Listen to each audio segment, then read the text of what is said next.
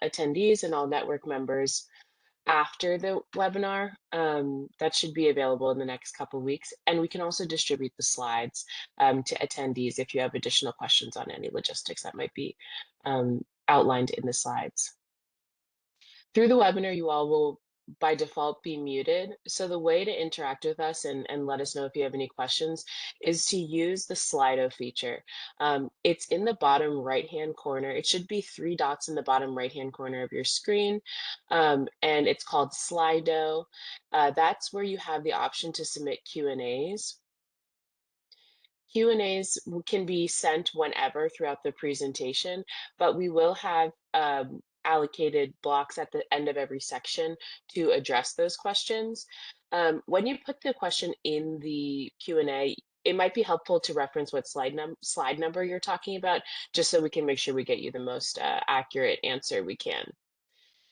If you have any questions that are submitted through the Q&A that don't get answered on this actual webinar, should we not have enough time, don't worry, we will get an FAQ, a frequently asked questions document, sent out to all program participants after the webinar is posted too. So if we don't get to it today, don't worry, we will get your question answered as soon as possible. Next slide, please.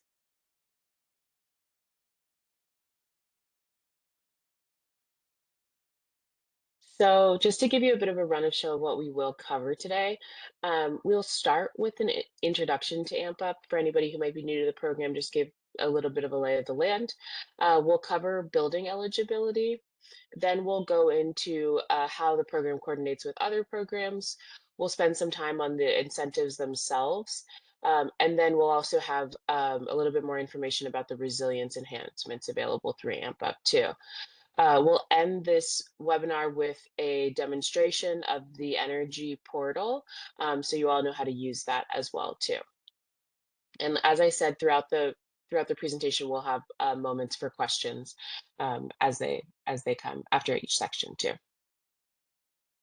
So this webinar today is focused on the contractor side of the AMP Up program. If you ended up here and you're not an eligible provider, we have a public webinar next week, and that would be better suited for you. So that's on April 28th, and this is the link for it. Pretty easy to access, just /AMP Up, and that's the webinar that you should be attending. And then another reminder for contractors, so this webinar is kind of part 1 of the AMP Up training series. We'll have another training on the tools themselves on May 5th. That invite should go out soon for you all, and we'll have an actual demonstration of the tools needed for the AMP Up training too. So keep an eye on your email for that registration. It should go out ASAP. Great. And I think with that, I'm going to pass it over to Pam for introduction to AMP Up. It'll actually be Brian for this one, so passing it over to you, yes. Brian. Good morning. Yes, thank you so much. Thanks, Michelle. And good morning, all. Very excited to talk to you today about AMP Up, the Affordable Multifamily Program Upstate. Some of this material might be material that you've seen before in our previews. So hopefully some of the content that I'll cover in terms of the program overview and introduction is familiar. But the program is now available. That's the big update. We launched on April 16th. In terms of the program, the program, just for general awareness and level setting, we offer incentives for energy efficiency and building electrification upgrades. Our goals in designing the program were to streamline the customer journey, provide flexibility for customers, maintain tenant affordability, and take an efficiency first approach. There's a graphic here on this slide that shows our incentives for the different upgrade types, and that starts at $400 for refrigerator placements. That's what we refer to as appliances, and it scales up. So $1,750 for prescriptive measures, $2,500 for weatherization measures, $5,750 for electrification measures, and $6,750 for what we categorize as deep retrofit measures. We will go through what's entailed in these different measure categories a little bit later in this presentation. Also just want to highlight that there is resilience enhancement embedded into the program to help modernize the buildings and really protect the upgrades that we're installing. And those are available for buildings that are installing certain features, certain measures, and that have climate hazard exposure. And those enhancements are specifically additive to the weatherization, electrification, and deep retrofit categories. And we can go to the next slide, please. Great. So since we launched last week, all of the program materials may be found on the AMP Up program page, which has recently been updated. That program page can now be accessed at nycerta.ny.gov/ampup. On that page, you'll see a link to resources page that houses those program documents. That's at the bottom of the page. The resources there are tools and forms, and there's also a link on the general AMPA page that links to the solicitation page where the program opportunity notice and the participation agreement and application portal live. So you can go to that solicitation page to link out to the application, and Kala will present the application process with you a little bit later today. The program manual, that is one document I should call attention to. That really is where all the information about the program rules, the terms, deliverables, they all live there. So that can be found on our resources page. Other documents that are available on that resources page include application documentation, such as our project information form and our technical assistance plan and budget template. We'll talk about that a little bit later. We also have links to the data release authorization forms where building owners and residents can provide consent for us, NYCERTA, to access the utility data. And that will be conducted through JOT form. So there's instructions on that process in the resources page. We also have our eligible measure list and minimum performance standards that will be updated over time so that the latest version will always be there on the resources page. There are a few more materials that need to be added, such as the multifamily simulation guidelines and the inspection workbook. So we'll keep this group updated once those items are posted. We can go to the next slide, please. So just for some additional program overview, we refer to participating contractors as the multifamily contractor network, and concierge contractors, which is really our owner's rep contractors. You'll see it referred to as concierge contractors in the program materials, but when we say that, we refer to the owner's rep contractors. And additionally, we are working with clean energy hubs and community-based organizations to conduct outreach to help us generate a pipeline of projects. So thanks to those folks that are joining for this call and for your work in this effort. And then in terms of incentives, I already covered the end use incentive categories that we will have incentives for. Additionally, we're providing incentives for technical assistance and concierge services. And we can go to the next slide, please. Yep, in terms of building eligibility, we can go to the next slide. This slide particularly talks about the program eligibility. So in order for a building to be eligible in the program, it must be in the upstate region. And for upstate, we define that as property north of the Con Ed service territory. We cannot accept buildings that are located in downstate territory. And by downstate, we specifically mean projects that are located in Con Edison or National Grid's Kedney or Kedley service territories. In previous programs, we only accepted projects that paid into the system benefits charge, or rather projects and buildings that paid into those charges. With this program, we have additional funding, so we are accepting projects in buildings that do not pay into the system benefits charge, so that is not a requirement of the program.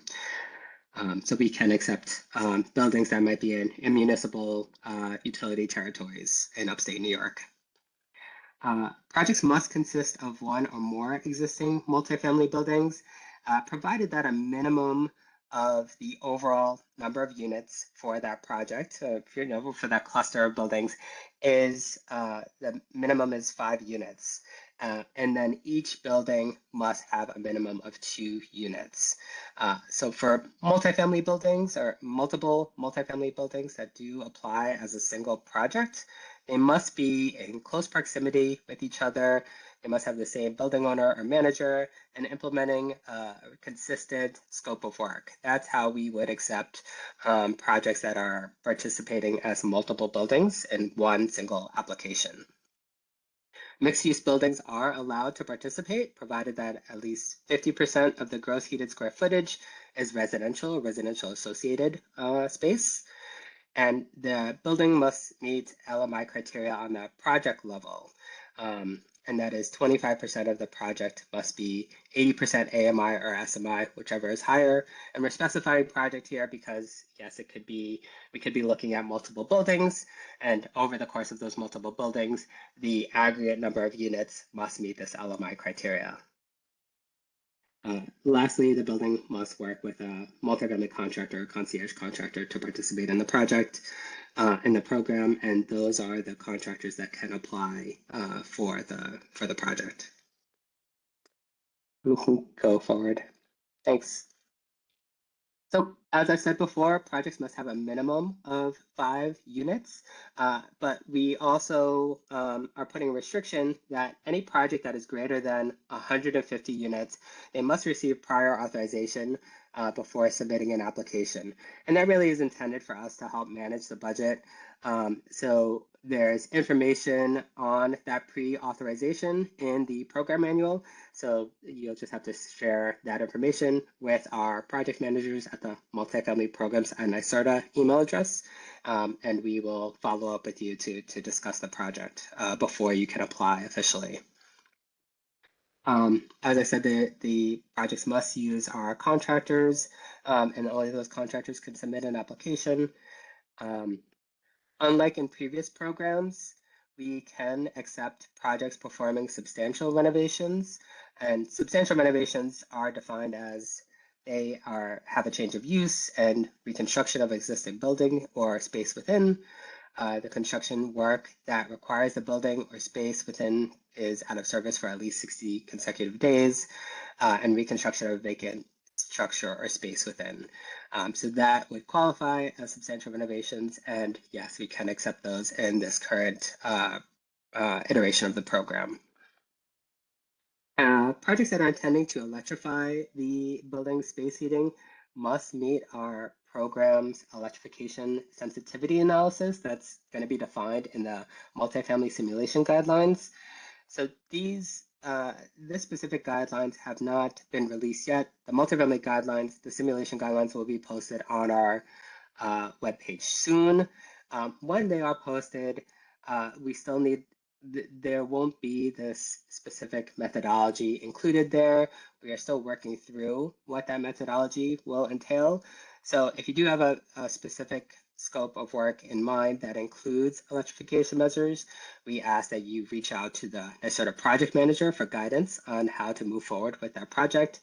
These and ultimately these requirements are intended to protect the owners and the tenants from any increased energy burden from the electrification work, and we really do require that we take a strong, rigorous approach to those projections. And so we ask that you wait for the guidance from us on those projects, and if you do want to move forward initially in this initial outreach rollout of the program, then you follow up with us for that guidance. And we can go to the next slide, please. So this is a list of all the eligible measures for your edification. I certainly won't go through all of them, but suffice it to say that there is a wide variety of measures covered across the different measure categories, from appliances to deep retrofits and resilience enhancements. As I said, there is an expectation that some, due to the course of the DPS order, the Permanent Public Service Order, and the TRM, some of these measures may evolve over time. And so we will certainly keep this list updated and the minimum performance standards updated as the list evolves. Let me go to the next slide, please. Great, and yeah, I just want to talk briefly about coordination with other programs. So we know that it's very challenging to navigate how various state and utility programs articulate with each other.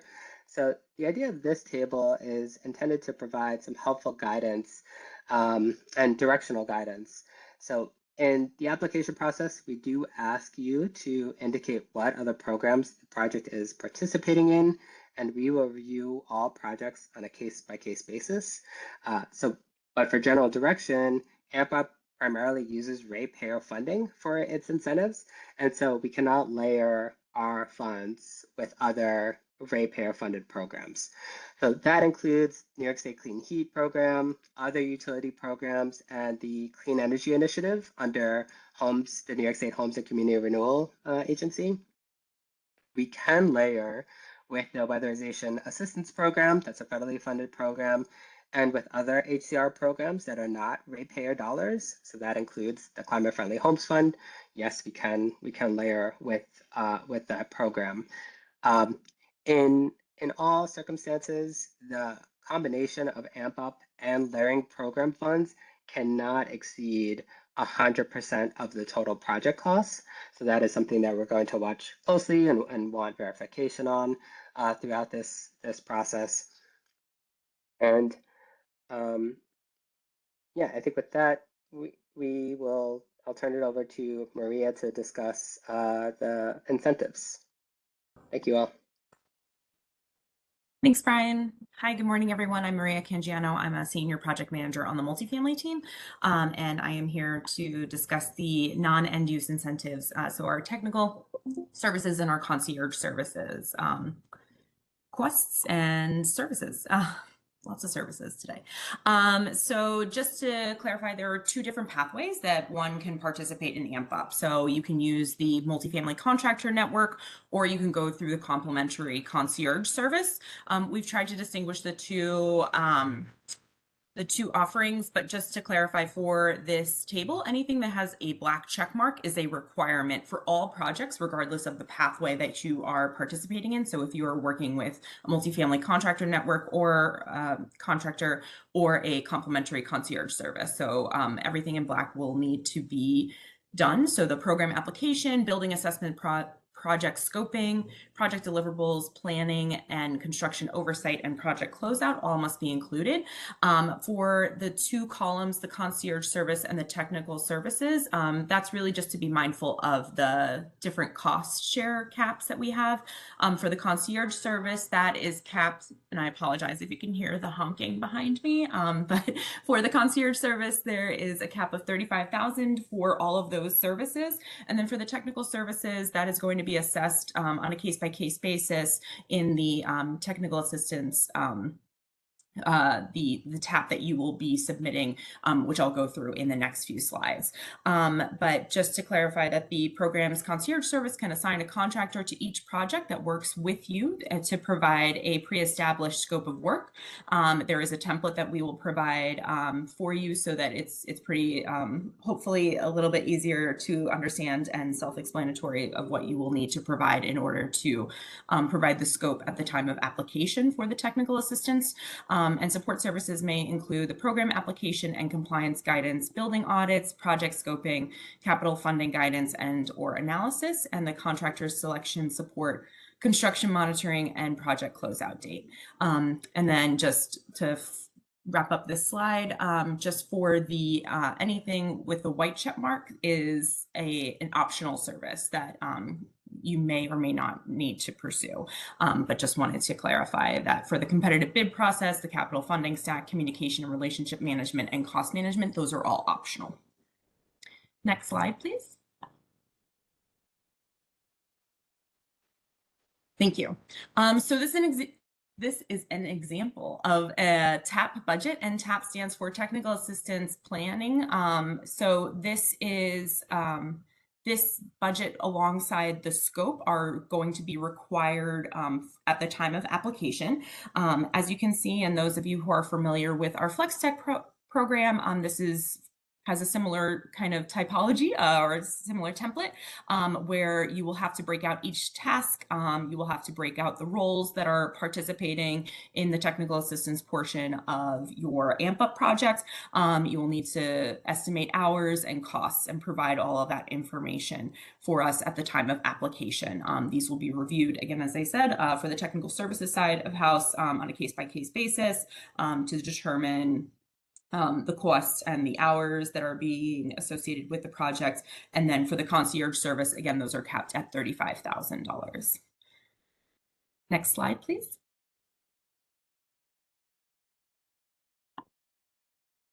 Okay, thanks. And again, just to be mindful that that there is a call out for the stages. So please, for the contractor network to fill in the payment incentive stage. I'll go through it in the next slide as well, but to be mindful that for the technical services side, that there is an initial 75% that is paid out at the completion of the energy study or assessment or audit. And then for the additional 25%, in order to get the 100%, you do have to move forward with the AMP Up project itself. So just for those of you who are familiar with very old Flex Tech into AMEP, it faces a similar where it was 75% initially. And then once you are moving forward with implementation, then you will get the 25%, bringing you up to 100% for the technical assistance costs. Next slide, please. Thank you. So the concierge services are available to all projects, like I was saying before. The services provided by the concierge contractors and the contractors from the multifamily contractor network were listed on the previous slide that I discussed. And then just to clarify the different cost shares that we have, because there are different cost shares available for different types of projects. So for PHA owned or managed or located in the DAC buildings, the NYSERDA coverage will be 100% up to the $35,000 that I was mentioning before. For non-PHA owned or managed and not located in a DAC, that is 100% up to $20,000, and then 75% from the remaining $20,001 to $35,000. So just to be mindful of the location of your buildings that you're working with, and also if they are a PHA, Public Housing Authority is what the PHA acronym is, excuse me. And DAC is a disadvantaged community. For the technical assistance incentives that are available to all projects, for the building assessment and the project scope, again, as I mentioned before, that 75% will be of the approved TAP budget. And then again, at stage 1, that will be paid out. So once the assessment is completed, and then at stage 2, there will be 25% of the approved TAP budget, again, bringing you up to 100%. For the flood-proofing design assistance, which is also kind of falls under the umbrella of technical assistance and technical services, that is 100% of approved TAP budget. And there is no payout at stage 2 because you got everything at stage 1. Next slide, please. So just to clarify where this fits in with FlexTech, because we do understand that some projects will come in already with an assessment, a FlexTech audit or a FlexTech assessment. So just be mindful that we did include some language to accommodate for those projects. So projects with a FlexTech energy audit that have been completed within the last 3 years of an AMP Up application submittal and apply. Just to be mindful of the dates. So within 3 years, and you have to apply before November 30th of this year, you are eligible to receive an additional out-of-pocket 25% of the approved costs. So that will bring you, for those playing the math game in your head, it'll bring you up to 100% because the FlexTech projects are currently funded at 75%. Then after November 30th, buildings that apply to AMP Up within 6 months of completing a FlexTech energy audit are eligible to receive the 25% kicker. That is just to be flexible for those projects that perhaps don't have an implementation project in mind, don't think that they're going to move forward with the implementation and go to FlexTech as a standalone energy audit. But again, if they are already ready to go through AMP Up, then they should just be applying through AMP Up directly. But this is again for those buildings that don't have an implementation project at the time of application to FlexTech. These additional incentives will be paid out again at the stage 2 of AMP Up. So once the implementation has actually started. And then just to clarify that there are some projects that do currently receive 100% cost share, such as SAMES, the Small Affordable Multifamily Energy Study. And if there is any other building, with the PHAs, there's going to be a specific pilot that we have that they also are receiving 100%. So if your assessment has already received 100% cost share, you are not eligible for the 25% kicker, just to clarify that. Sorry, that was a lot, but I will pass it over to Pam. Thank you. Thanks, Maria. So that was a lot, and I'm going to continue with even more. So I'm going to talk to you today about the incentive schedule for the core end use incentives. This is a little bit of an overwhelming table, so we're going to take a step through looking at this item by item. Next slide, please. So first, we want to look at the left-hand column. So these are the different incentive categories that are what we sometimes refer to as our base or our core measure or incentive categories. So Brian had mentioned earlier, we have appliances, prescriptive weatherization, electrification, and deep retrofit. Next slide.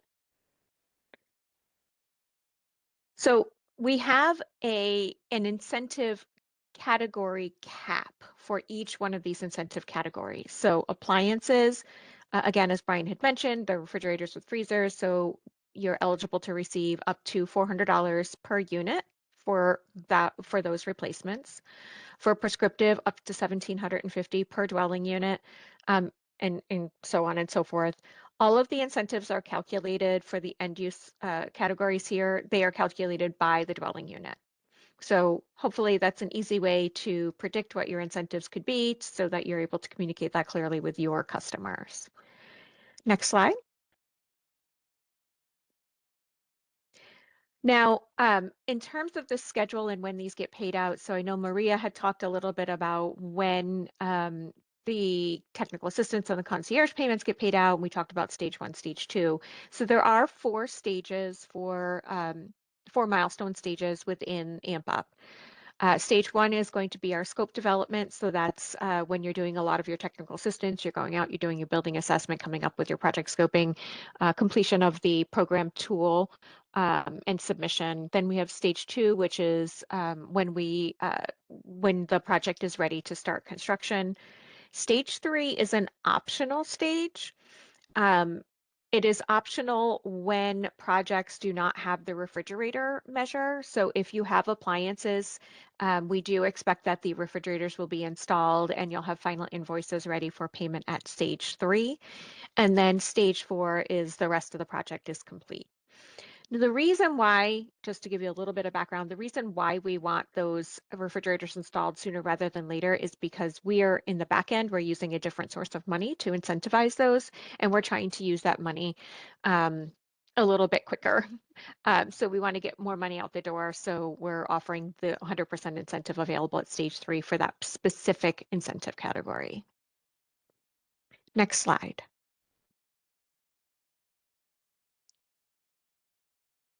Great. So the total incentive is either capped at the incentive category or at the scope of work. So there's a little box at the bottom that talks about our low-rise projects, which are projects with 5 to 20 units. They are set at the cost cap of 85%. So it's 85% of the approved project scope. And any projects with 21 or more units is set at 70% of the scope of work cost. So it's whichever is lowest. So if you have, you have up to $1,700, $1,750 for a prescriptive project. And let's say you, for one particular unit, you installed something that only was $1,000. So we would actually cap you at that 85% or 70% of the $1,000 scope of work rather than the $1,750. So it's whichever is lowest out of the two. We'll go into an example in just another slide or two, but just to keep going with the incentive schedule, we do have two kind of schedule pathways. We are trying to incentivize our smaller buildings, our low-rise pathway that we talked about earlier. To keep them funded throughout the course of the program. So we are offering a consistent 25% of whatever your total incentive is, 25% payment at stage 1, 2, 3, and 4. Now, if for some reason you do not have refrigerators and you opt to not have a mid-construction incentive inspection, that's fine. We will just hold the incentive that would be released at stage 3 and then issue that as a bulk payment at stage 4. The one difference that you will notice is the large building pathway, still getting 25% of your end use incentives at stage 1, but we are not issuing a stage 2 construction start incentive. Instead, we're releasing 40% of the incentive at the stage 3 optional payment, and then 35% at the final stage to complete out that 100% coverage. Next slide, please. I wanted to give you kind of a big picture before we roll in and talk a little bit more about a project example, just to give you another summary of where we're at in terms of incentives. So we have kind of the category of technical assistance, incentive category. So it's the technical assistance that Maria had presented earlier, which covers the building assessment and it covers the project scoping. We have the concierge services that Maria covered. That goes through, that one slide that has all of the check boxes, what needs to be provided.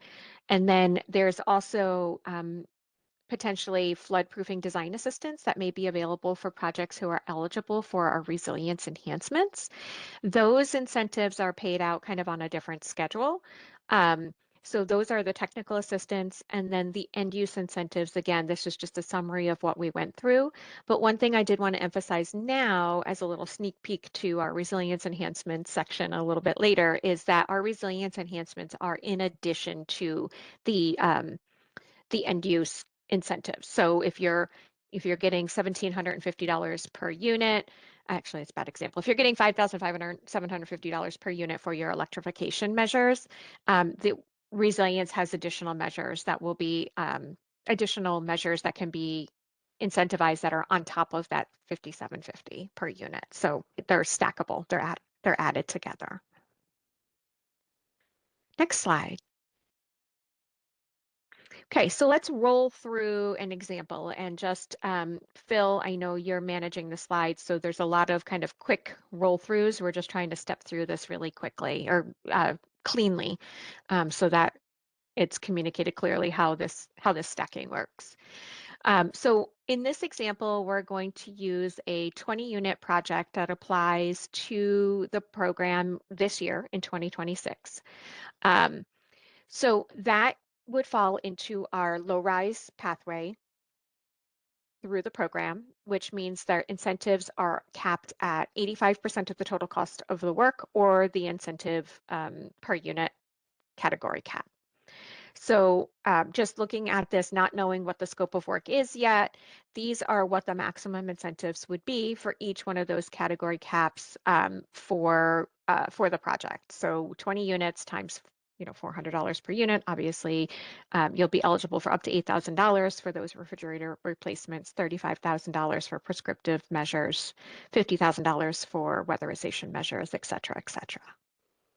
So now we're going to jump in and work through that example. So the top table here is not going to change. That's just kind of showing you what your maximum incentives would be.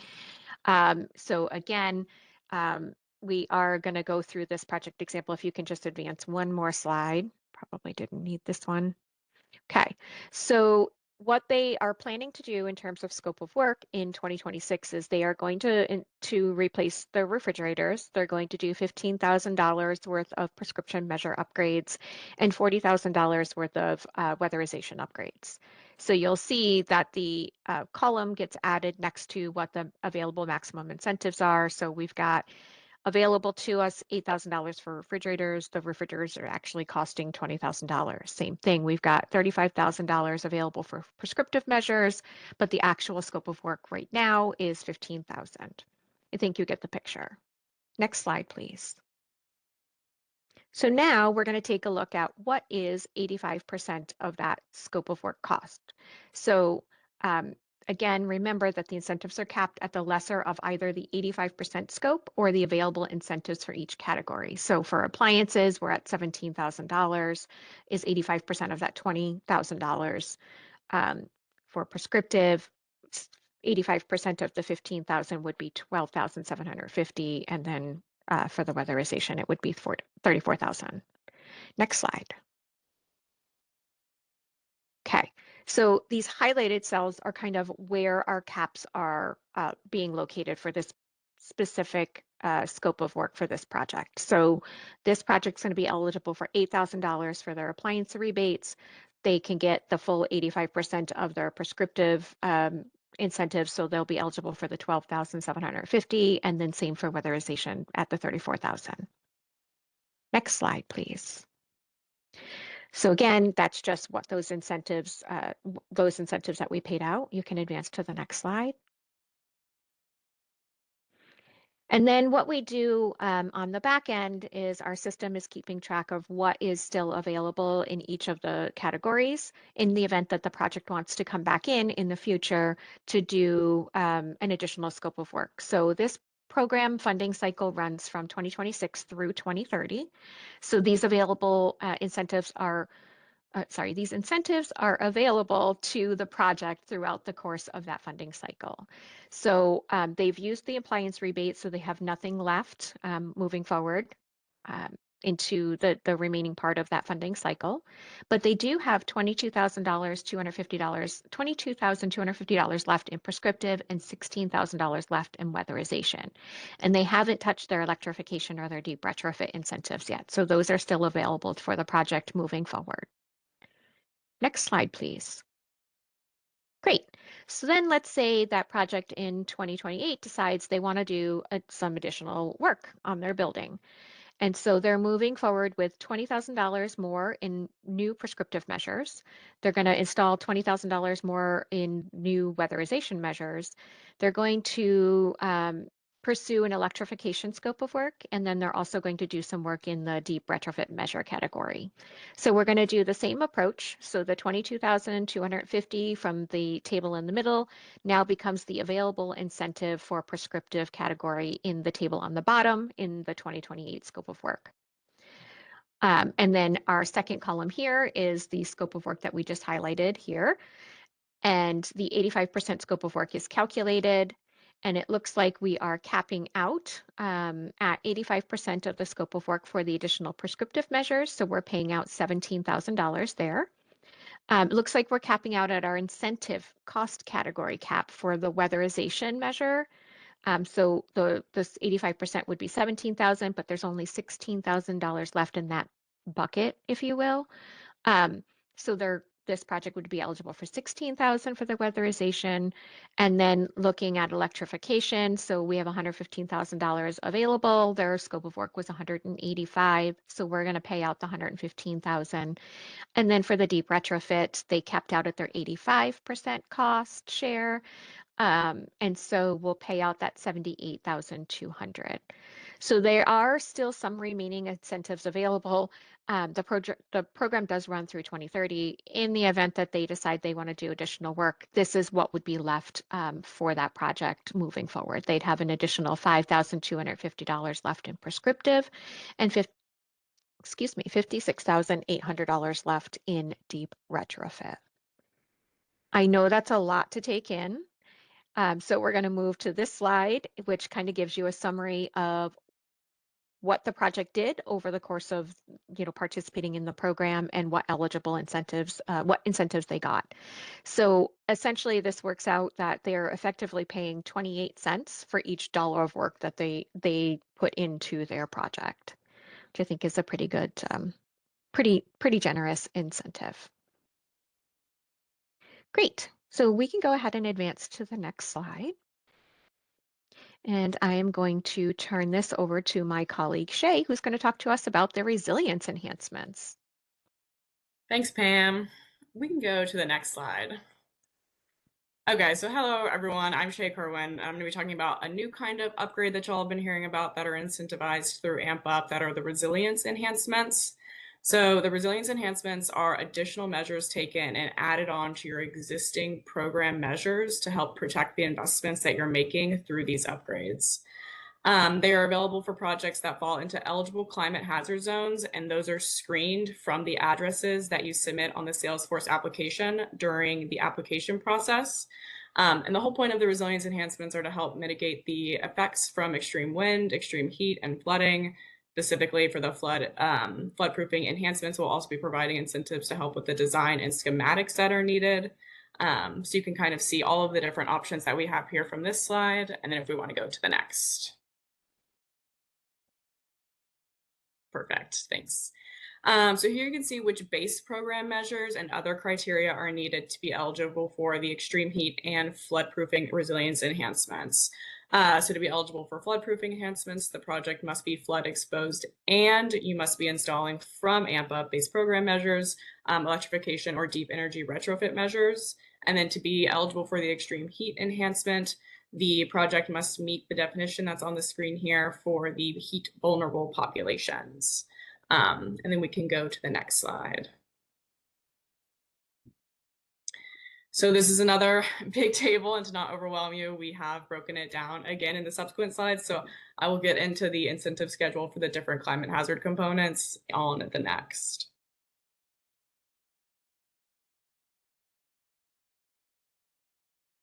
Okay, perfect. So first up is the floodproofing incentive. So we will cover up to 100% of the cost for the floodproofing measures, which is also inclusive of that design assistance that I mentioned and the end use incentives, because these are mandatory for the projects exposed to flood hazards and that are choosing to install the electrification and deep energy retrofit measures. And they are paid out at the same stages that follow the AMP Up program as well. So same 4 stages and paid out depending on the low rise pathway or the large building pathway. We can go to the next slide.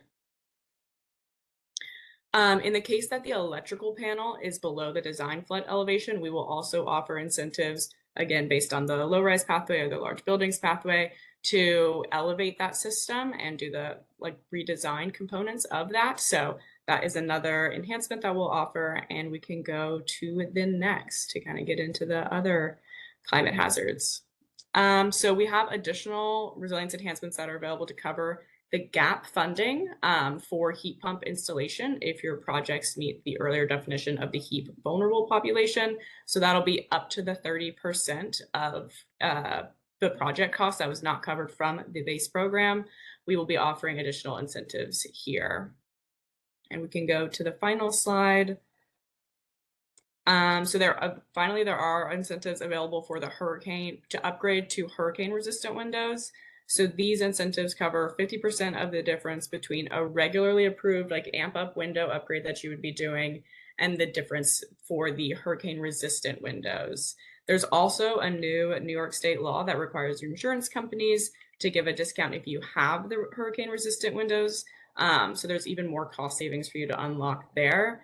And then for all of these, there is an overall incentive cap for resilience enhancements that each project cannot exceed $500,000. And then, as I think Pam mentioned earlier, the resilience enhancement incentives do not go towards your total project cap for the AMP Up incentives. And let me know if you have any questions in the Slido. But I think we're now taking a break for questions. So all of that was a lot, and now we can take on whatever you may have.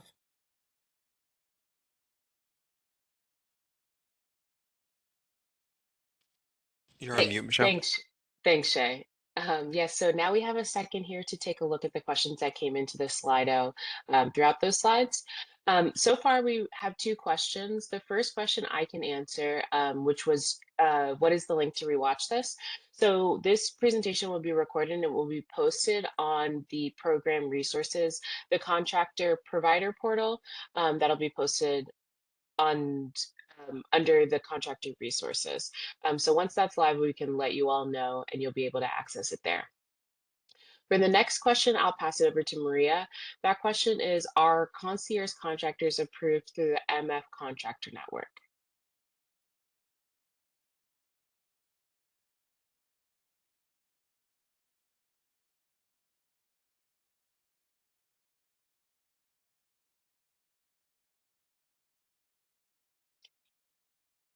And if she's not here, I can go ahead and give a Why bit don't of we a, pass it over? Brian, are you available to answer that question? Sure. Yes, I could do that. Thanks, Brian. So yeah, thanks everybody. So thanks for the question. Just to maybe do some level setting. So our concierge contractors, as I mentioned, that was through our owner's rep contractor network.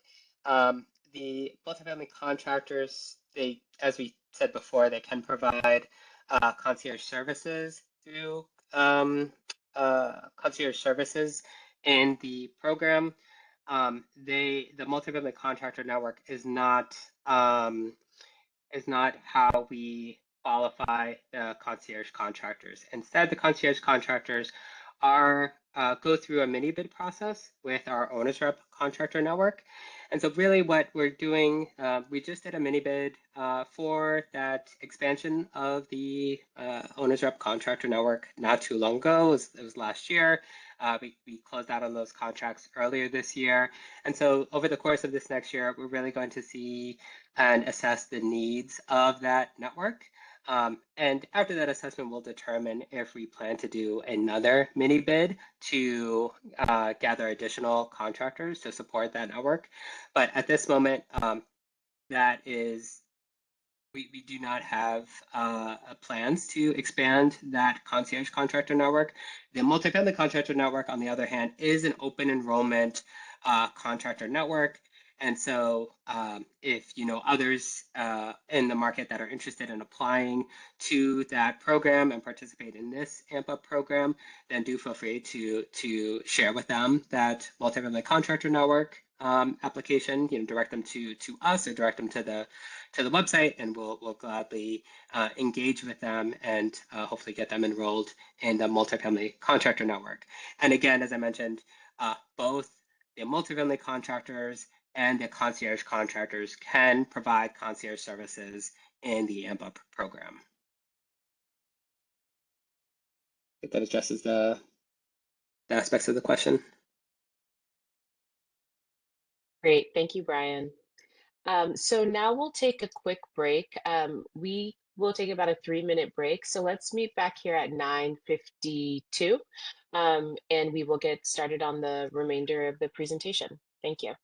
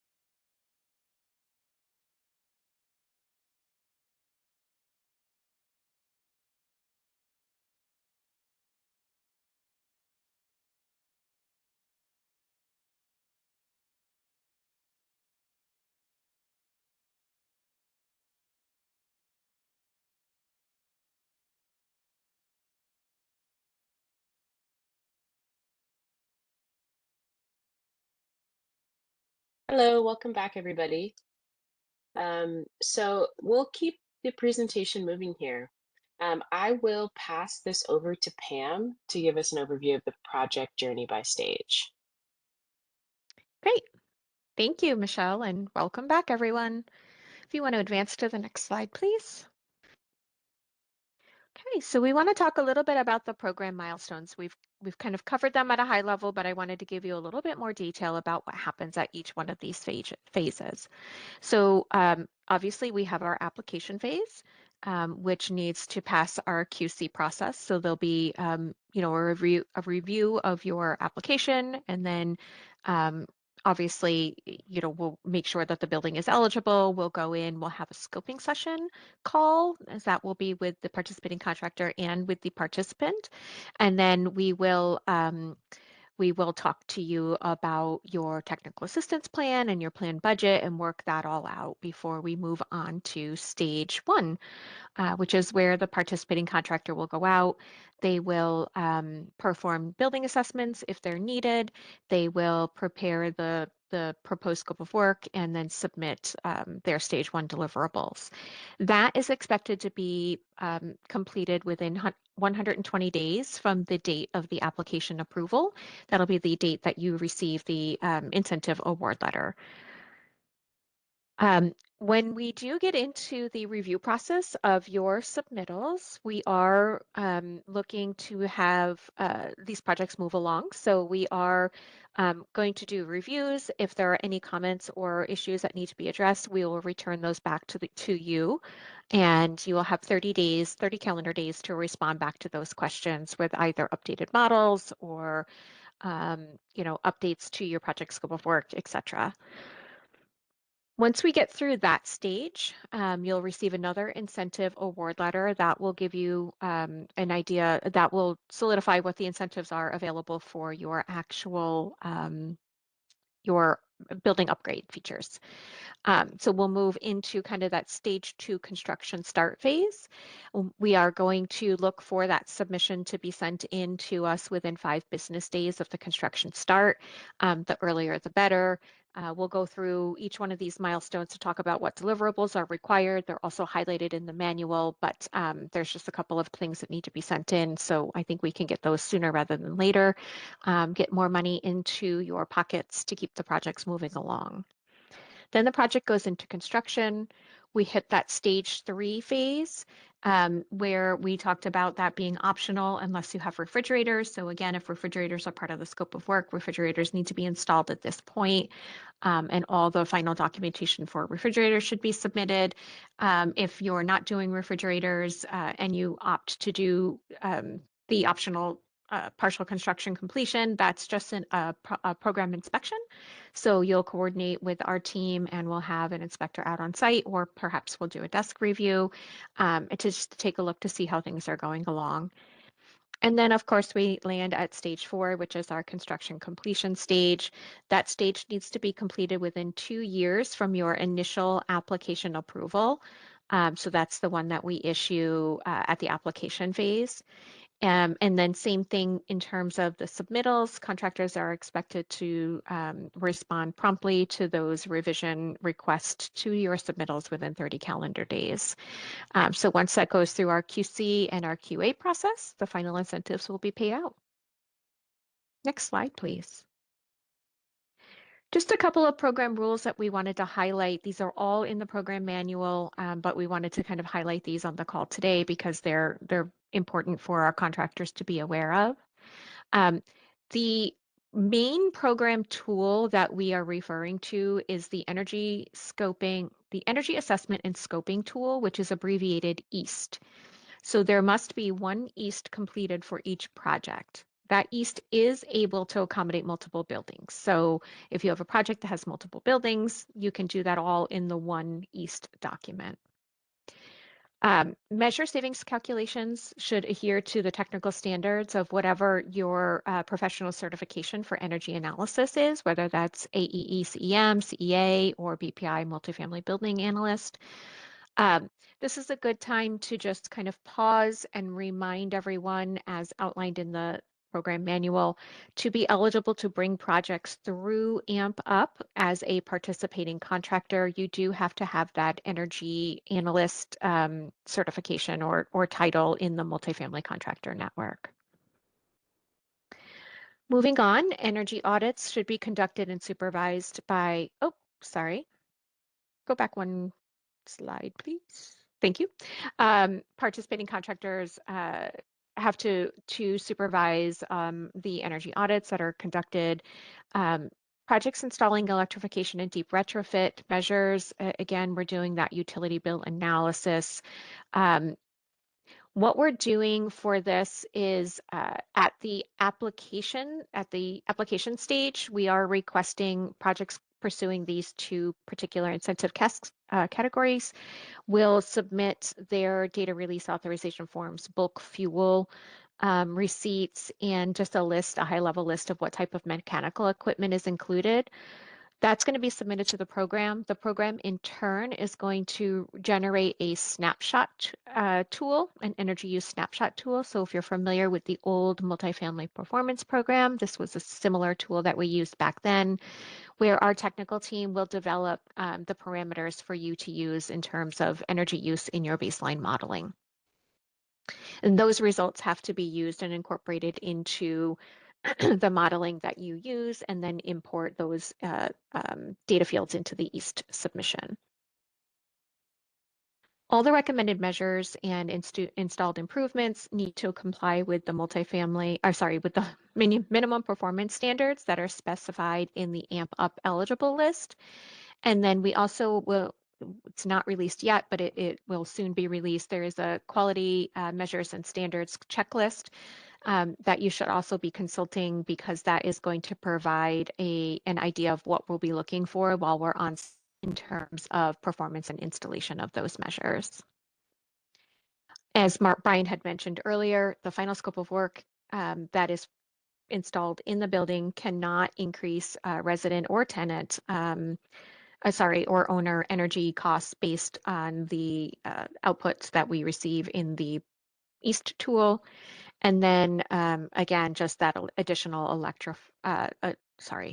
additional sensitivity affordability analysis will be completed. And that that is still being developed, as Brian had mentioned earlier. As soon as that is available, it will be published in the multifamily simulation guidelines, and we'll send a notification out to the network when that's available. Next slide. Great, we're going to jump into the application phase. Next slide. Thank you. So just taking a step back, looking at customer engagement, there's a lot of different ways that customers can engage with folks to inquire and to enroll in the application process. So we have our regional clean energy hubs. We have our community-based organizations that we're working with. Obviously, we have you as our participating contractors. We have our website. We will be doing we're working with our marketing team, so we will be working with them to get some collateral out and on the street, doing some efforts there. And then something that we're looking forward to now is we're starting to engage with potential lenders. And that's something, we're just kind of entering into that. That's not a solidified process yet, but just wanted to let you know that is coming. That's something that we are looking into. So ultimately, what we're going to do is those customers are going to pair up either with a contractor from our concierge service or from our multifamily contractor network, in which you will submit an AMP Up application through our Multifamily Energy Portal. Then we're going to roll into the scoping call. During the scoping call, we'll identify likely measures. We can identify eligible resilience enhancements, and we can review program requirements, roles, and responsibilities, and discuss potential program incentives at that time. You will be submitting the technical assistance plan, which we're calling the TAP, and the TAP budget at the application stage. Based on this scoping call, if your scope of work needs to change at all, you'll have 10 days after the scoping call to revise that and resubmit that for our review and approval before we will issue the application approval letter, which also is the incentive award letter for the technical portion of the scope of work. Next slide. Great. So this is just a really quick look at what the application packages looks like. We do provide a template on our program website that Brian had mentioned earlier, the project information form. That's just a form for your use. It helps you to collect all of the information that you're going to need to enter into the Multifamily Energy Portal when you sit down and you're ready to submit that application. You'll also need the signed participation agreement, the W-9, if owners opt to receive the payment. I should mention here in this program that all payments default to the participating contractors, the way that this program is set up. So if the participants or the owners opt to have the payment issued to them, they would need to sign an additional form and submit that at the application stage.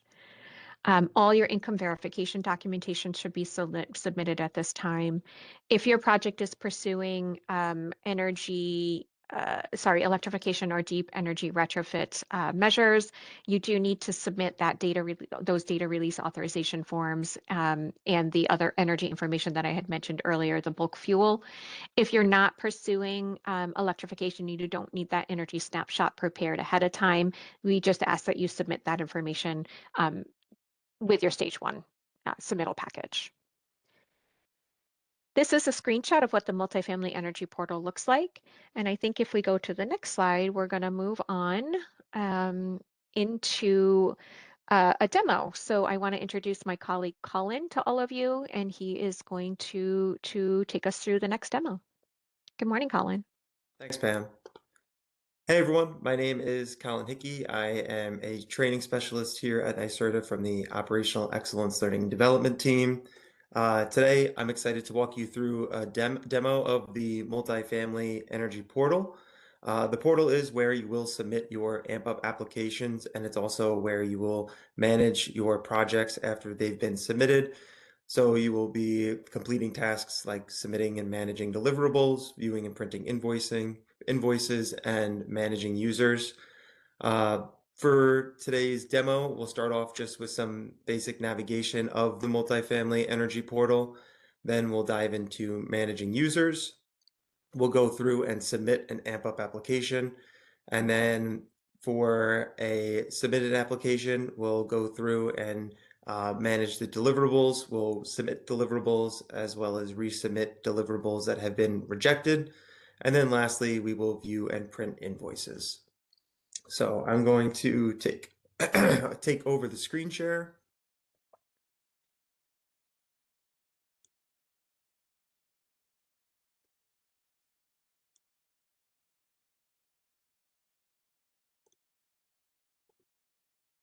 All right, and Pam or Phil, if one of you could just confirm that you can see my screen.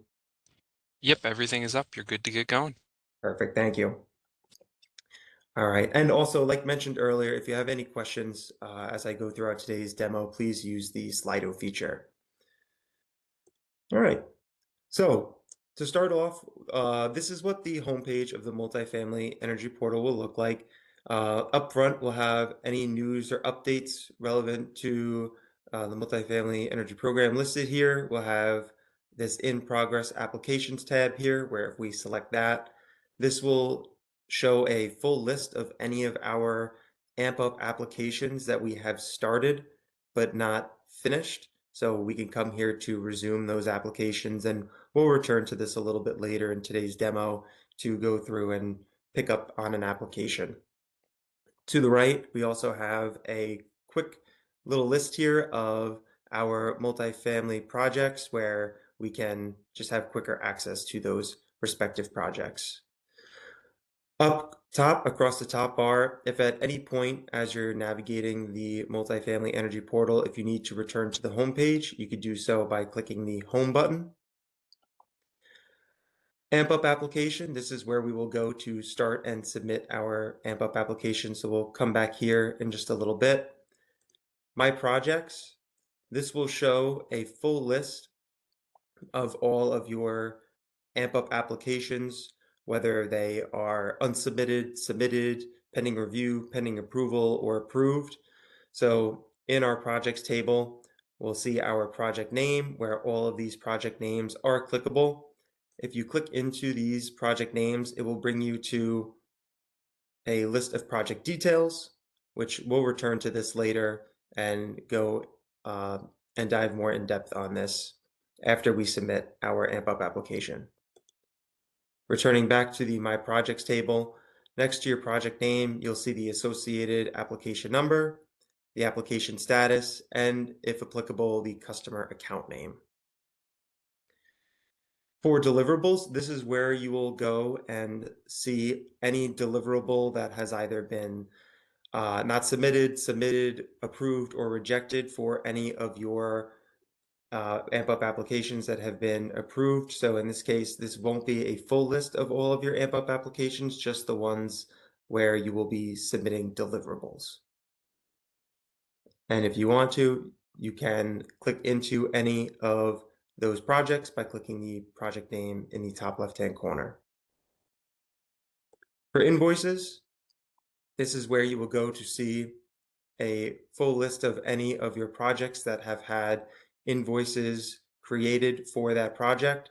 So once an invoice is created for a certain project, they will appear here and you'll see the invoice name, the total amount, the status, as well as the invoice paid date. And we'll return to the screen in a little bit after we submit an AMP Up application to go through and view and print our invoices. And lastly, working our way across the top bar, the last tab across the top is Manage Users. This is where we will either add or edit users to our account. So if we were to add a new user, you could simply just click New User, type in a first and last name, add an email, and click Save. For now, this account has all the users that it needs, so we'll just quickly return back to the Manage Users tab. And if I needed to edit a user, I could just select the circle next to the user name, click Edit, edit the first and last name, the email address, select whether they are active or whether they are an administrator of the account. And once I'm done, I can click Save. For now, this user is all set, so I'll just cancel, and I'll return to the home page. All right. So now we're going to dive into submitting a AMP Up application. To do this, we'll click AMP Up application in the top bar.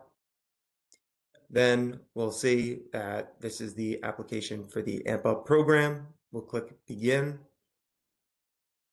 And we'll have some helpful text appear before we start the application, just letting us know that we should have customer site address information, site utility details, application deliverables as required by the program manual before starting the application. And then also, it lets us know that the application will automatically be saved and available to resume later after the customer information is entered. So the application won't be saved until we add that customer. So to start, we'll click Start Application. And then after a moment, the application window will appear where we'll see there will be 7 pages to this application.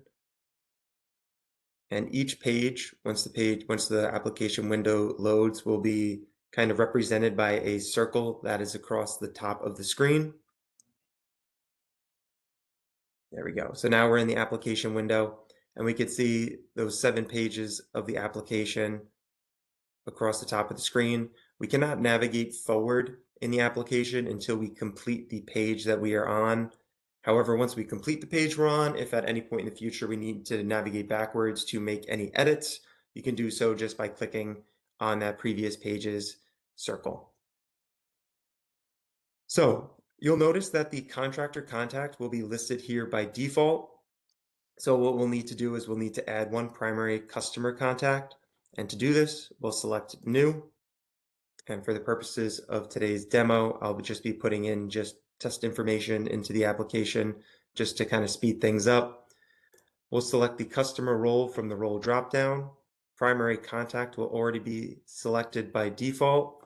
And then we'll add our information. Now you will notice on some of the fields in the application, there is a red asterisk that indicates that that is a required field and you must complete that field before moving on. You'll also notice that there's these gray information icons. If you hover over them or click on them, it will give you just some helpful information for completing that field. For instance, if we hover over a company name, it will let us know that if there is not a company name, then the building owner's name may be used. We'll continue adding our information into the application.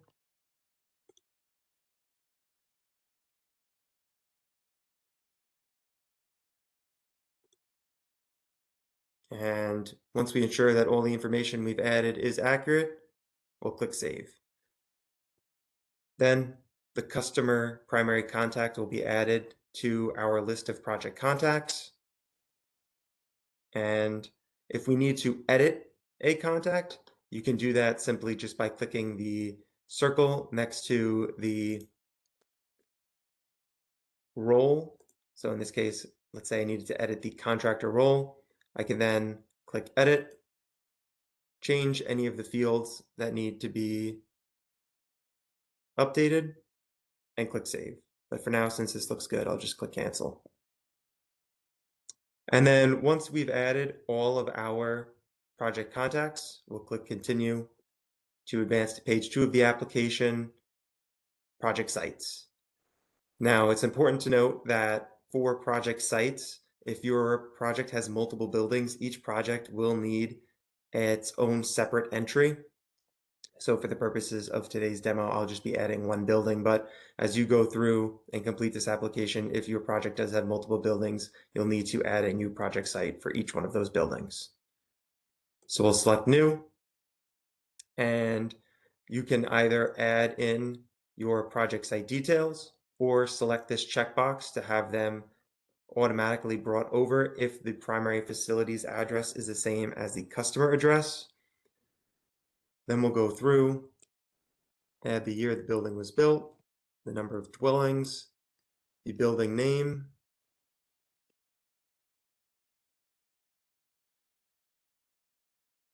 we'll identify if it is a mixed-use property, fill out the occupancy rate, gross floor area, total condition floor area, residential condition floor area, and then we'll have to select this checkbox because this is what confirms that at least 25% of the dwelling units are or expected to be occupied by households earning not more than 80% AMI or SMI, whichever is higher.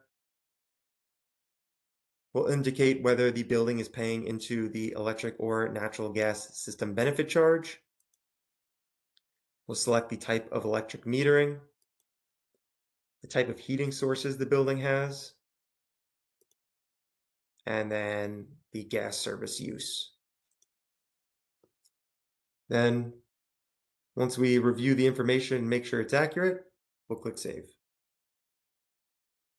Then our project site will be added to our list of project sites. And same for project contacts. If we need to edit the project site, we'll just select the circle next to the address and click Edit.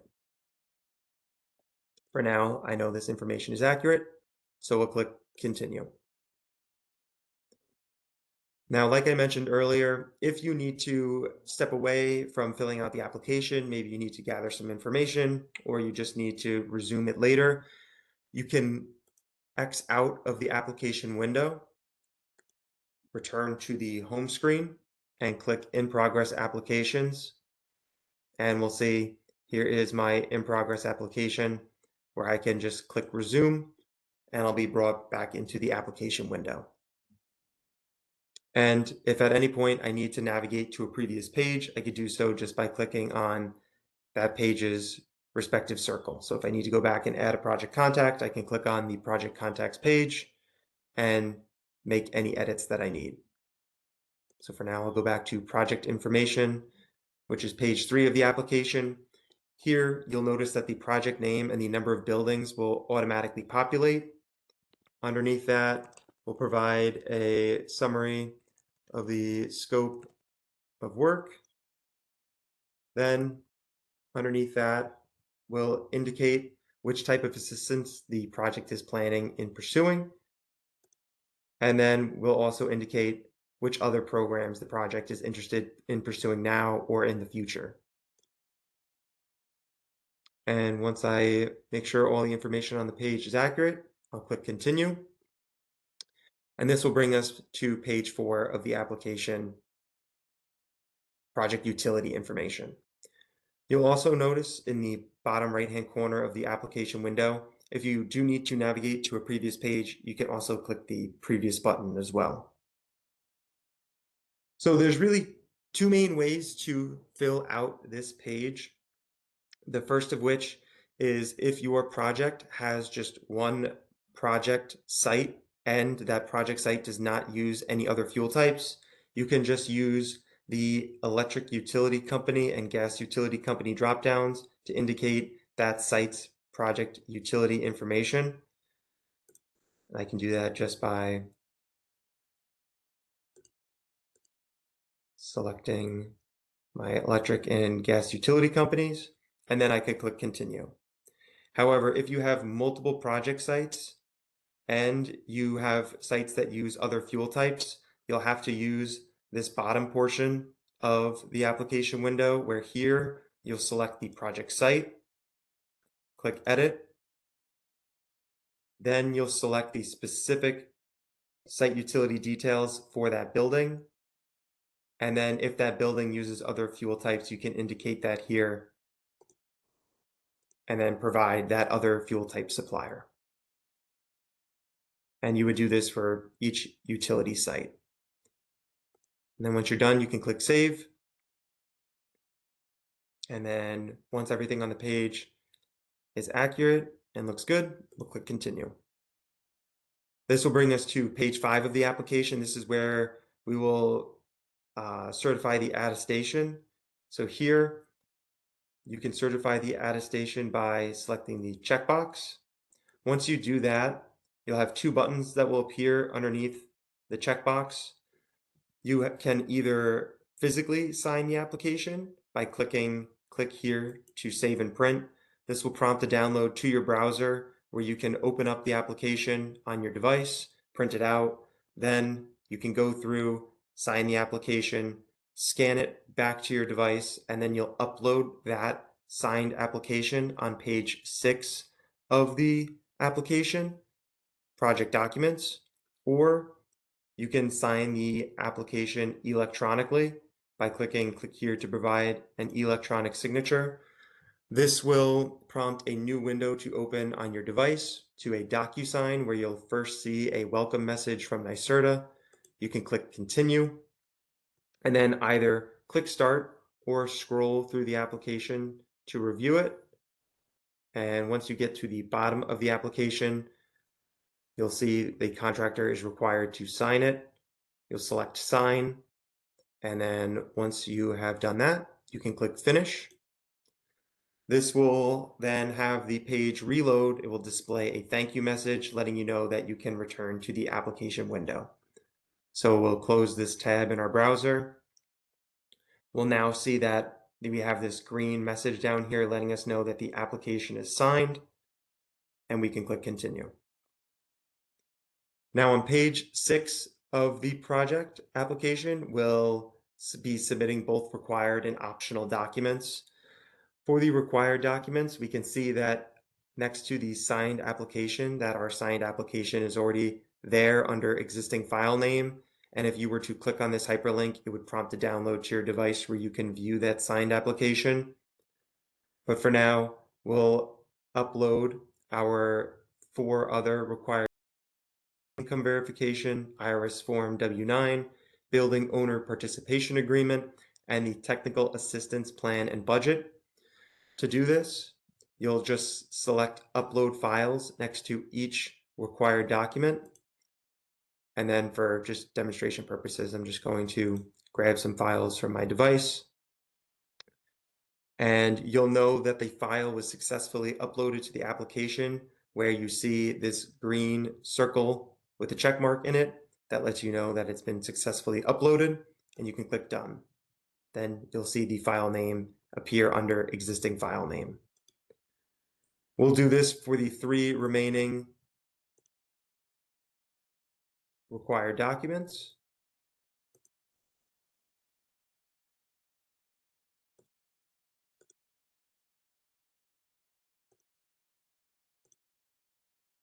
And if you would like to upload any optional documents, you can do that at the bottom of this page.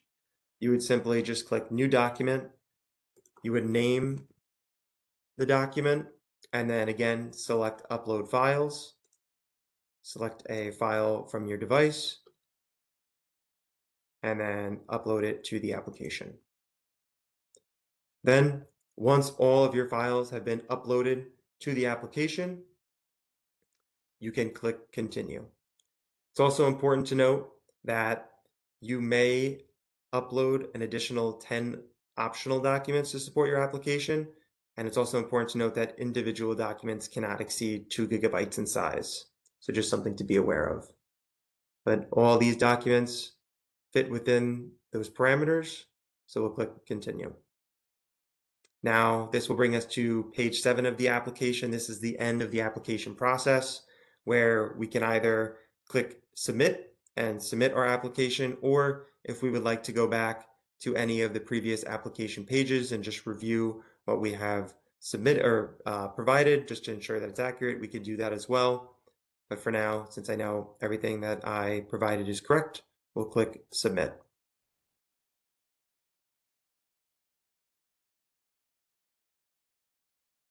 Page will reload, letting us know that we can close the window and that we get this thank you message, and that we'll have someone be in contact with you within 10 business days to schedule a scoping call. So with that, we will close the application window. I will return to the home page of the Multifamily Energy Portal, and now we'll dive into managing deliverables. So before we dive into managing deliverables, I just want to quickly walk through those project details that we were looking at earlier before we started to submit an AMP-UP application. So to do this, we'll select My Projects. And now right up at the top, we can see here is the application that I just submitted. I'll click into that. This is where we'll see project information, contractor information. These are pieces of information that we submitted during the application process, but now we'll also see down at the bottom, this is where you will find your budget information. This is where you'll find your NYSERDA funding amount, total bill to date, total remaining budget, total project cost, which would be estimated, and then the total project cost. We'll take a look at another application in a moment that I prepared when we go to submit deliverables, where that will be filled out. Clicking on project sites, this is where you'll see pieces of information that are related to resiliency. So here we can also see what our climate hazard exposure is. So we can then get a little description down beneath for our current climate hazard exposure would be current day flood exposure. And then we'll see this will be on a rating of high, medium, or low. In this case, the project site has low current day flood hazard exposure. And now we're going to return to the My Projects tab, because for managing deliverables, I created a test project already where we'll be able to go through and manage those deliverables. So after your project has been submitted, your AMP-UP application will go to the program team, which they will review. Then you'll notice that the application status will change to pending review, then to pending approval. And there will be a scoping call, as we said earlier, to set up the project type, contract funding, determine the appropriate milestones. And then after your project status has been changed, you'll be able to go through and submit those milestones and deliverables. So we're going to do that for this specific project. And again, you see that same project details page, but now if we scroll down, we'll see that budget information filled out here. And now we'll jump to manage deliverables. So for this project, you'll see all of the milestones will be listed in this bold text at the top. You'll also see there is a place for the base incentive amount listed underneath each group of deliverables. And then off to the right, we'll see we have the option to submit documents for our specific deliverables. And then we'll have two different statuses in this table. We'll have the deliverable status as well as the document status. So we'll go through, let's say we're ready to submit all of our documents for milestone 1.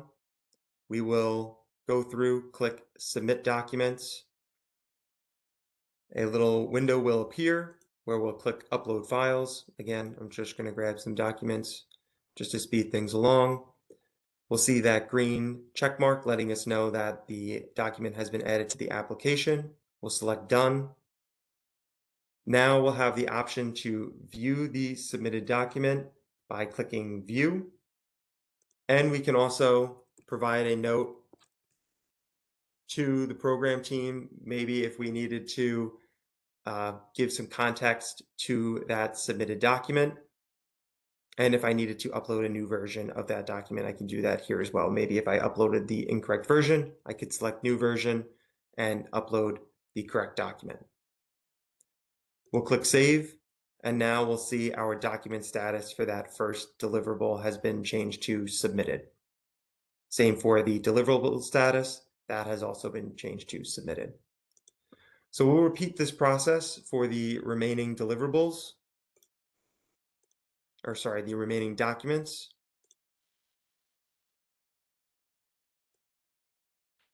And after we submit all of our deliverables, they would go to the program where they will review them, and based off of whether that document satisfies the deliverable, the document status will either be changed to approved or rejected. If the document is rejected, you will then be notified and you'll have to go back into the Multifamily Energy Portal and resubmit that deliverable, which we'll cover next.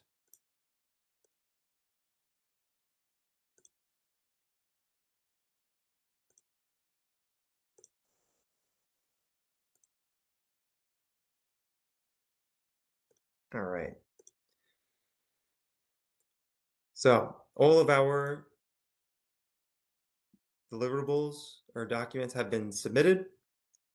Now, on the back end, like I said, the program will go through, review all of those documents, either approve or reject them. So in this case, I'm going to go through and I'm going to approve all but 2 of them.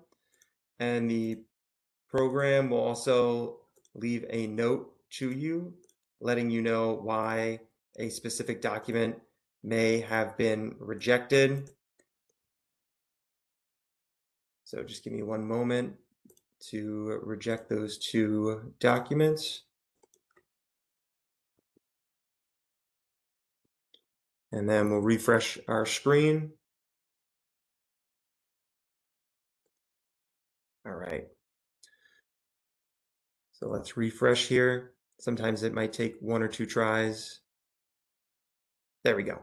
So now we can see all but 2 of our documents have been approved, and we have 2 rejected documents. So also, if we go to our deliverables tab, maybe we'll start from the home page. If we got the notification that we had to go in and resubmit our documents, we could do this by again going to the deliverables tab. We'll find our application, which sometimes it does take a moment to populate.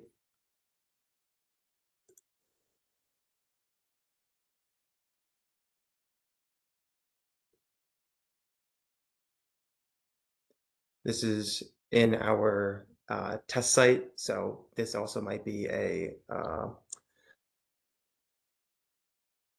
static list at the moment. but this is where you also go in and click into your project name to be able to then go in and finish submitting your deliverables. But for now, I'll just return to the project through my projects. We'll go back to manage deliverables. Oh, oops, wrong project. That was the one we just submitted. Here we go. And now we see our 2 rejected documents. We'll click review. We can see that a note was left for us letting us know that this specific document possibly was out of date or was an old document. So we'll click upload files. We'll find the new document, and then we can leave a note.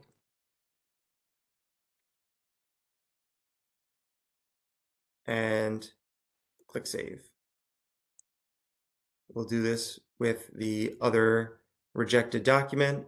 This was the wrong document. So we'll go through, upload the correct document.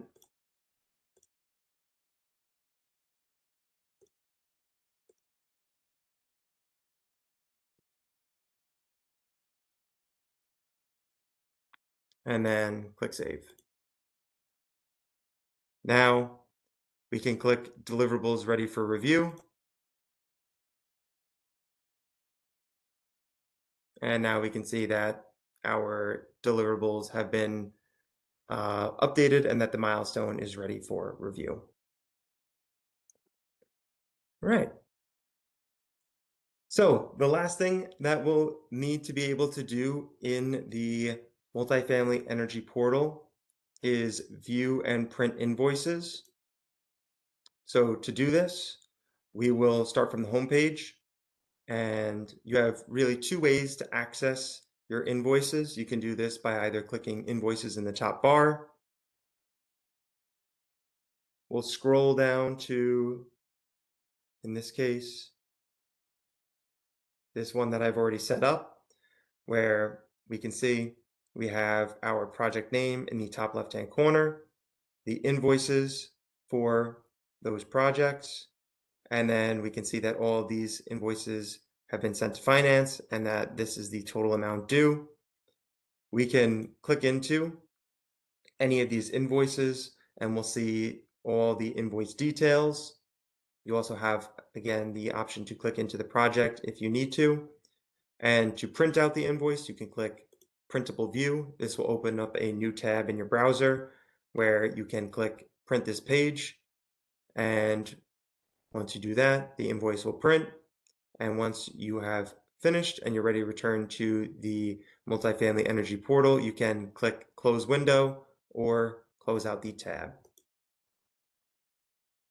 The second way to access invoices would be through My Projects. We'll find that project we were just looking at, and we can search for it. You can click into the project name, click Invoices, and then again, we'll see those 4 invoices. We'll select a different one this time. We'll see the same invoice details page where again, we can just click Printable View. This will open up a new tab.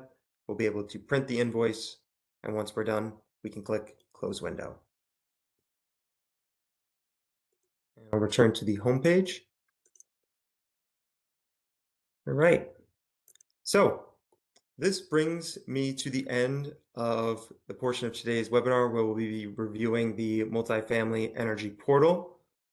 I'm going to quickly stop my share. And Phil, if you wouldn't mind sharing the slide deck again.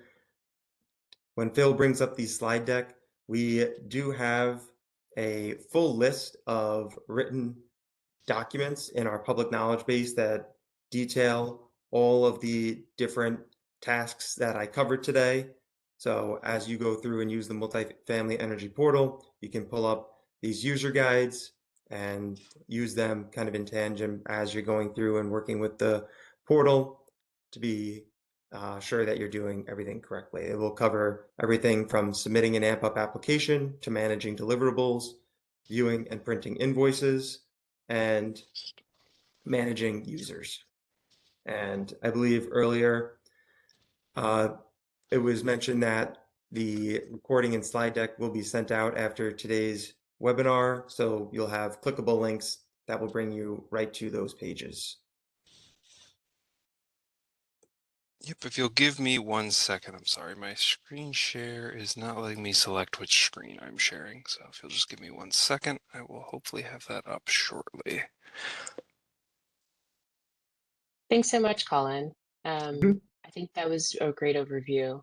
At this point, we have a little bit of time for questions, so that gives Phil a second to get his screen sharing together as well. So as I mentioned, we're taking questions in the Slido poll. We can start with the first question here that came in since the last question session. And this is a question for you, Pam. The question is, if the customer fills out the application in PDF, is there a way to upload it? Or will they still need to enter this in the Energy Portal as well?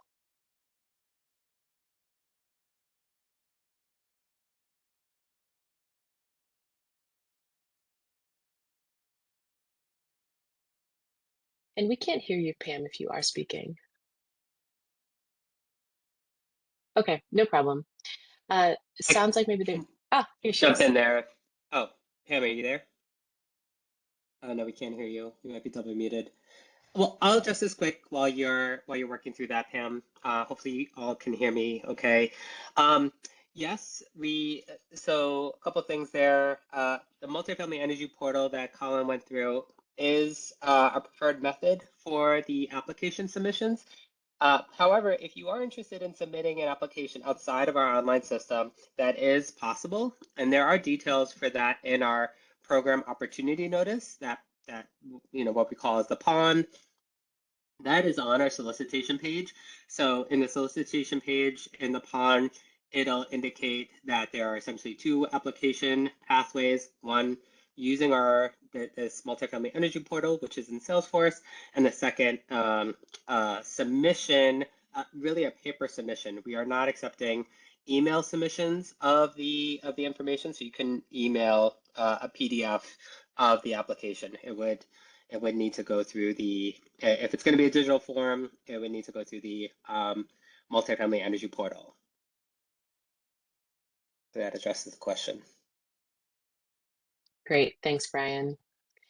And then we had a few questions about the application itself. Colin, if you could answer. So one of the questions was, is there going to be a written instruction or checklist for how this process will go? That was something they thought would be helpful. Yes, yeah, in the links that will be sent out after, in the slides that will be sent out after, there will be a link directly to one of the user guides in our public knowledge base that will cover beginning to end of submitting an AMP Up application. Great. So that is another resources we will make available for you all. Also, and sorry, on maybe just to expand on that, if I may, the user guide, the links are on our resources page. So there is the external user guides that Colin is mentioning is already up on our resources page for AMP Up. And I think you have it covered in a separate slide as well, Colin, obviously. Great. And then on the Energy Portal as well, the question was, when you submit something in the Energy Portal, does it automatically transfer to Salesforce? Are they connected? Yeah, yes, yep. So if you submit a document during the application process, or you're submitting documents for your deliverables, those documents will go to Salesforce. Great. And then with that, Pam, were you able to, let's see if we can hear you now. Okay.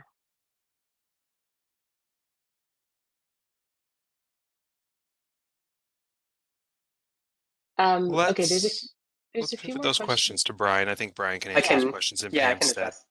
Mhm. There's a few more questions here. So the other one is the income verification rent roll, or is there other documentation for that?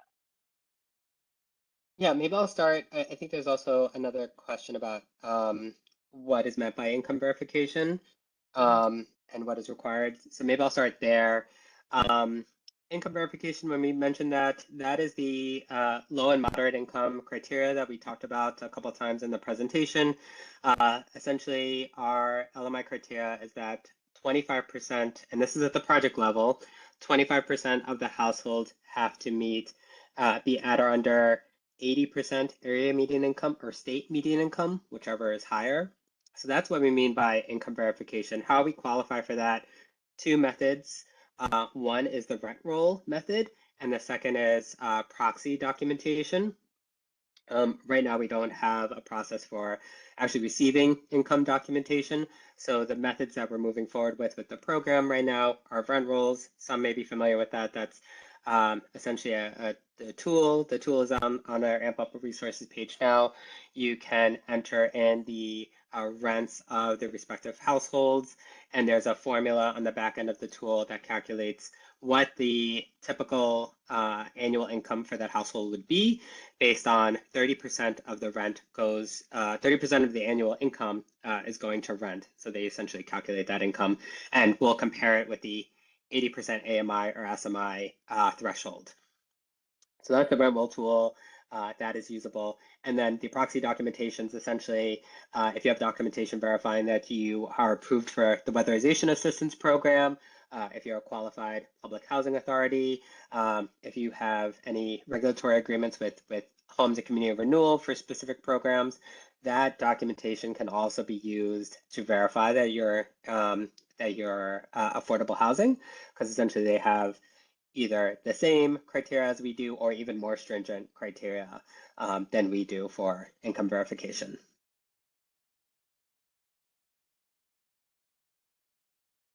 I'll Great, turn it back over thanks, to you, Brian. Michelle. Great. Yeah, and then I'm just sorry, I'm just doing a mic check. Does this work? yeah, we can hear Yes, you Okay, we can great. great. hear you. Thank you. Okay, welcome back. With that, there's one last question here. The question here is about data release. Do you need a data release from every tenant? For example, if they're installing windows throughout the building, does each of these tenants need to be need a data release, or only the ones from the property since they'll be paying the measure? Could you kind of walk through a few scenarios there?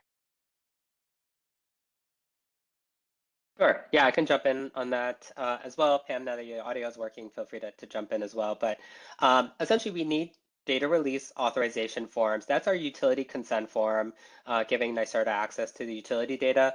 We do need that for every project that we receive, but we don't necessarily need it from every tenant. There are different scenarios. It's really dependent on a few specific components for every building where that will dictate what data release and authorization forms we need. Essentially, what is the metering configuration of that building? Is it master metered such that essentially the building owner has access to all those accounts and can submit a data release authorization form with all that account information? If it's direct metered, then we do need a representative sample of the drafts from the tenants. We do have sampling instructions specifically for this specific purpose on our resources page. So in the sampling instructions for drafts, you can see what drafts do we need from owners versus tenants, and what specific scenarios. Also the fuel type, if there's bulk fuel, that should be on the owner's account, and so we would need the owner's account information for that and their consent on those fuel types. So hopefully that addresses that question, but certainly if there's more to it, let us know. Great, thanks, Brian. So at this point, we will take a 5-minute break. So we can all jump back on at about 10:52. Hopefully, we'll be ready to get going in that time. Thank you.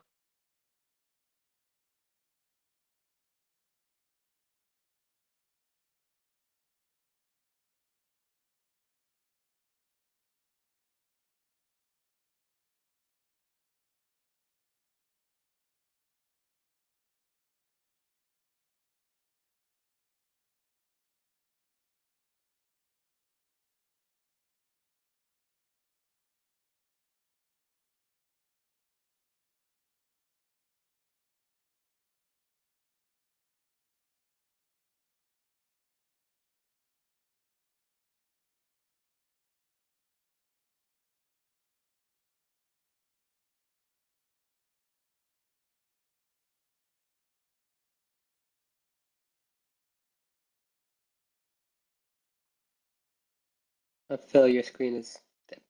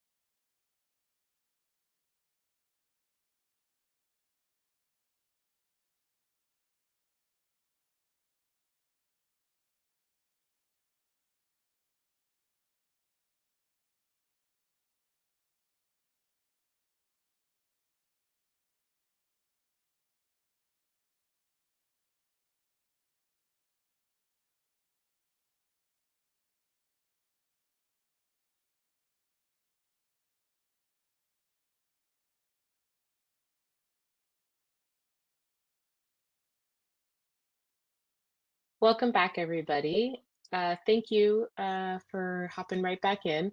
So we have a little bit more information for you all. So we'll go ahead and get started. I'll pass it over to Pam for a little bit more information about the stages. Great, thanks. Before we get started, I think there was one additional question that we wanted to address. It was like a part two to a question that we'd received. Brian, there was a question. If we submit an application on the Energy Portal, would we still need to get the PDF application filled out and uploaded, since this is the only way for the customer to sign? Yeah, thanks for that, Pam. So the PDF of the application, that attestation is actually filled out by the contractor. It's an attestation that you, as the contractor filling out the application, confirm that everything is accurate to the best of your knowledge, and that you're following essentially the program requirements associated with AMP Up. The customer will sign off on the participation agreement.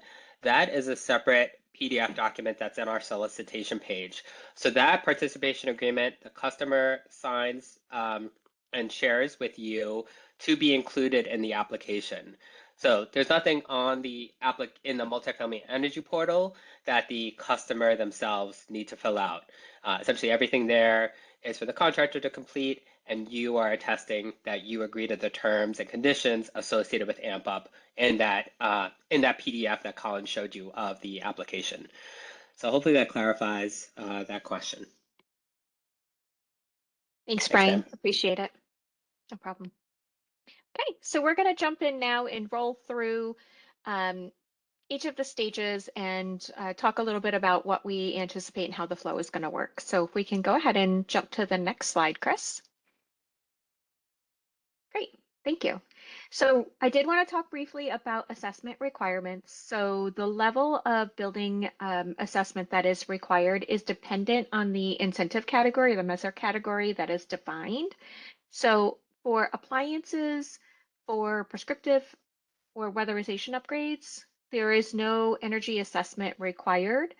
But we are requiring a targeted ASHRAE Level 2 energy assessment if your project is pursuing electrification or deep retrofit measures.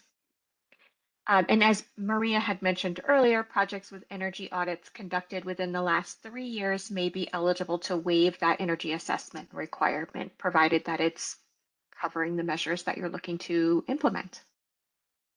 Next slide, please. Great. So we'll talk a little bit about modeling requirements. So modeling is not required if you are using the EAST tool for, modeling is not required if you're pursuing prescriptive weatherization or appliances. And the EAST tool has been developed to calculate all of those energy savings in compliance with the Technical Resource Manual.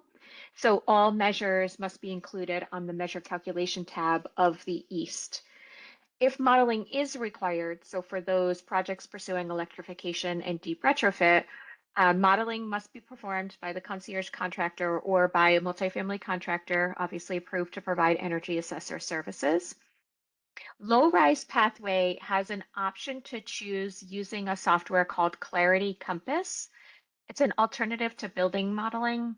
It's a cloud-based simulation software. Those projects can use the Clarity Compass project to simulate the measures in all of the incentive categories other than prescriptive. So if you are a low-rise, if you're bringing in a low-rise pathway project, and they have a comprehensive scope of work, so you have a mixture of measures and weatherization and electrification. The Clarity Compass software tool does not have the ability to measure to model those measures in the prescriptive category. So you'll submit the information from Clarity Compass and also fill out the measures calculations tab in the EAST tool. For projects not eligible or that choose not to use the Clarity Compass tool for software, all measures must be modeled in an approved modeling software. Those softwares are included in the multifamily simulation guidelines, which should be published on the website shortly. And the methodologies for modeling will also be included in that document. Next slide, please.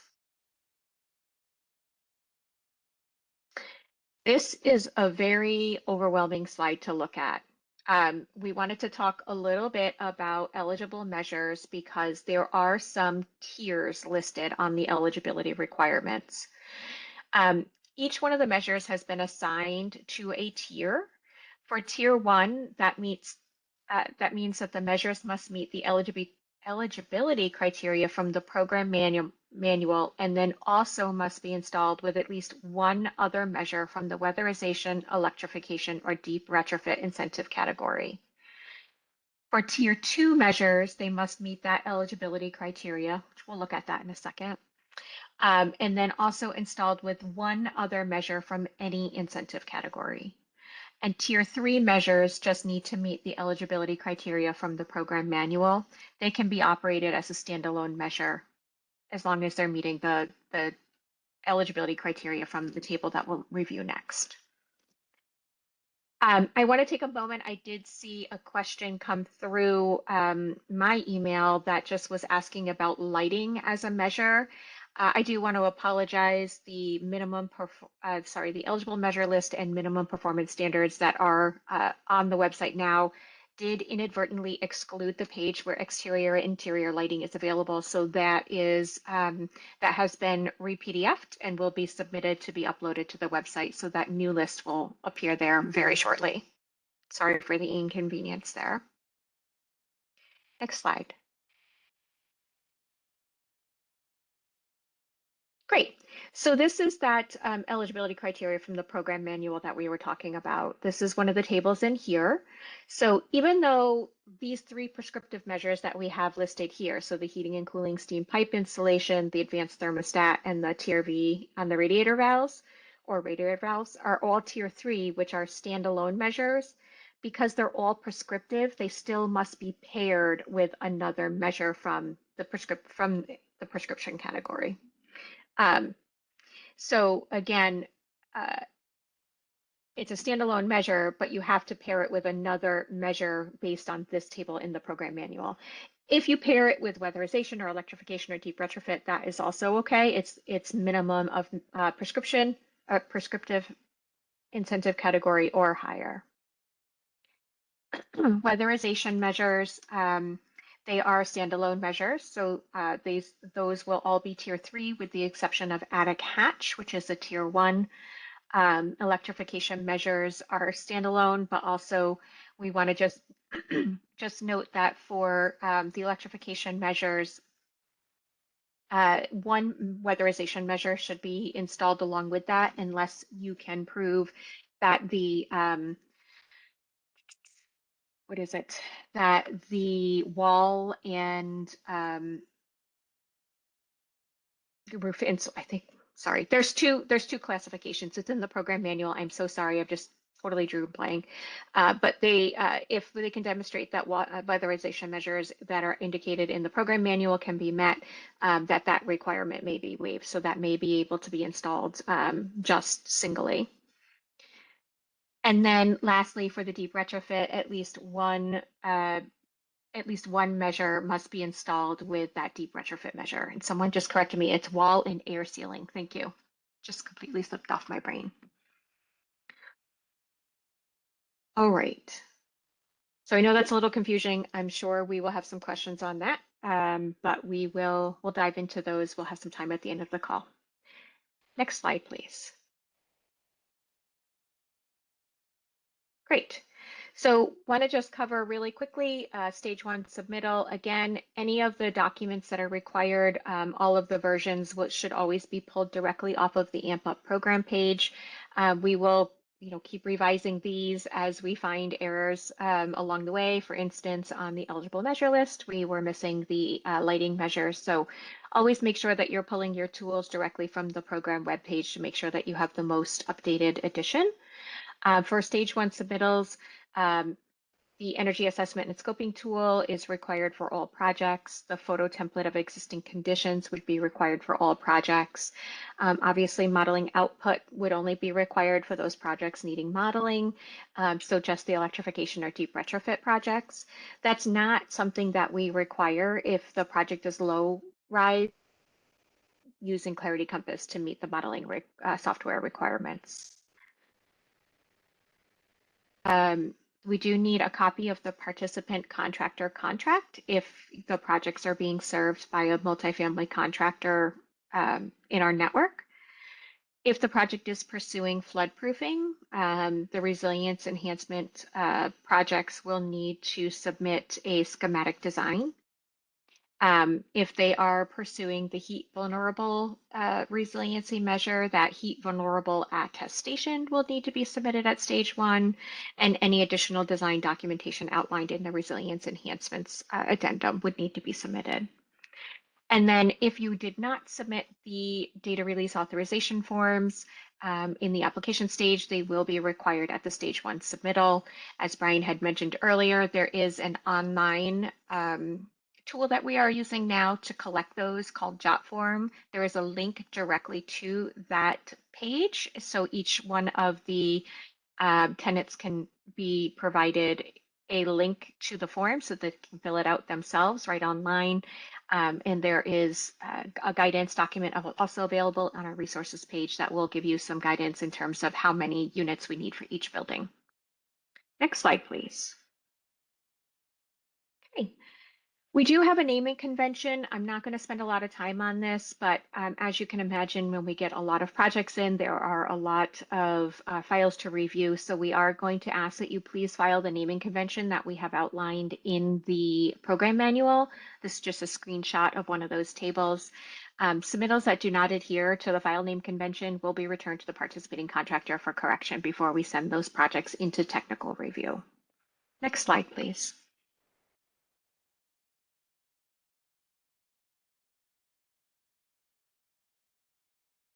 Great. Additional stage 1 requirements. So again, the program manual will outline what is needed and required, but just generally speaking, documentation and scope development is submitted at stage 1. There are the photo requirements. There's instructions within the photo template on how to include your photos. Please make sure they're clear and that they are legible. We are going to ask that you submit the utility cost analysis, the snapshot tool, if you are using that for your baseline. So if you're if you are pursuing electrification or deep retrofit measures, you'll be using the snapshot tool as your baseline. Any measure cost estimation and estimated useful life documentation that you may have. And then again, make sure that you're complying with those minimum performance standards. Next slide, please. This is just a quick review of that approval process. So the contractor is going to submit the stage 1 deliverables through the Energy Portal, so the Salesforce page that Colin had just demonstrated for us. NYSERDA will receive that, will review and make sure that we have all the proper documentation so that we can forward that on to our technical review. In the event that we are missing something, our team will contact the participating contractor and the participant, let you know, we're missing documentation, please, resubmit this. Or if for some reason there's an issue with eligibility that didn't come out during the scoping session, we may reach out to you if we need to reject that application. We're hoping that never happens, but just to put that in there. So project's going to go into technical review. NYSERDA will review that. Our turnaround goal is to have a review completed within 30 days and turned back around to the participating contractor. So once we send that email over, again, if you need to revise and resubmit, it's a 30-day for the contractors to address the comments that we may find, and then you could resubmit this. It goes through the same process. And once we get to the point where we're able to approve that, we will make any adjustments to the incentives that need to be made. And then we will go ahead and issue the revised incentive award letter, and then at the same time process the incentives for the end use incentives and the remaining incentives for technical assistance. Next slide. Great, so now we're going to jump into construction start. Next slide.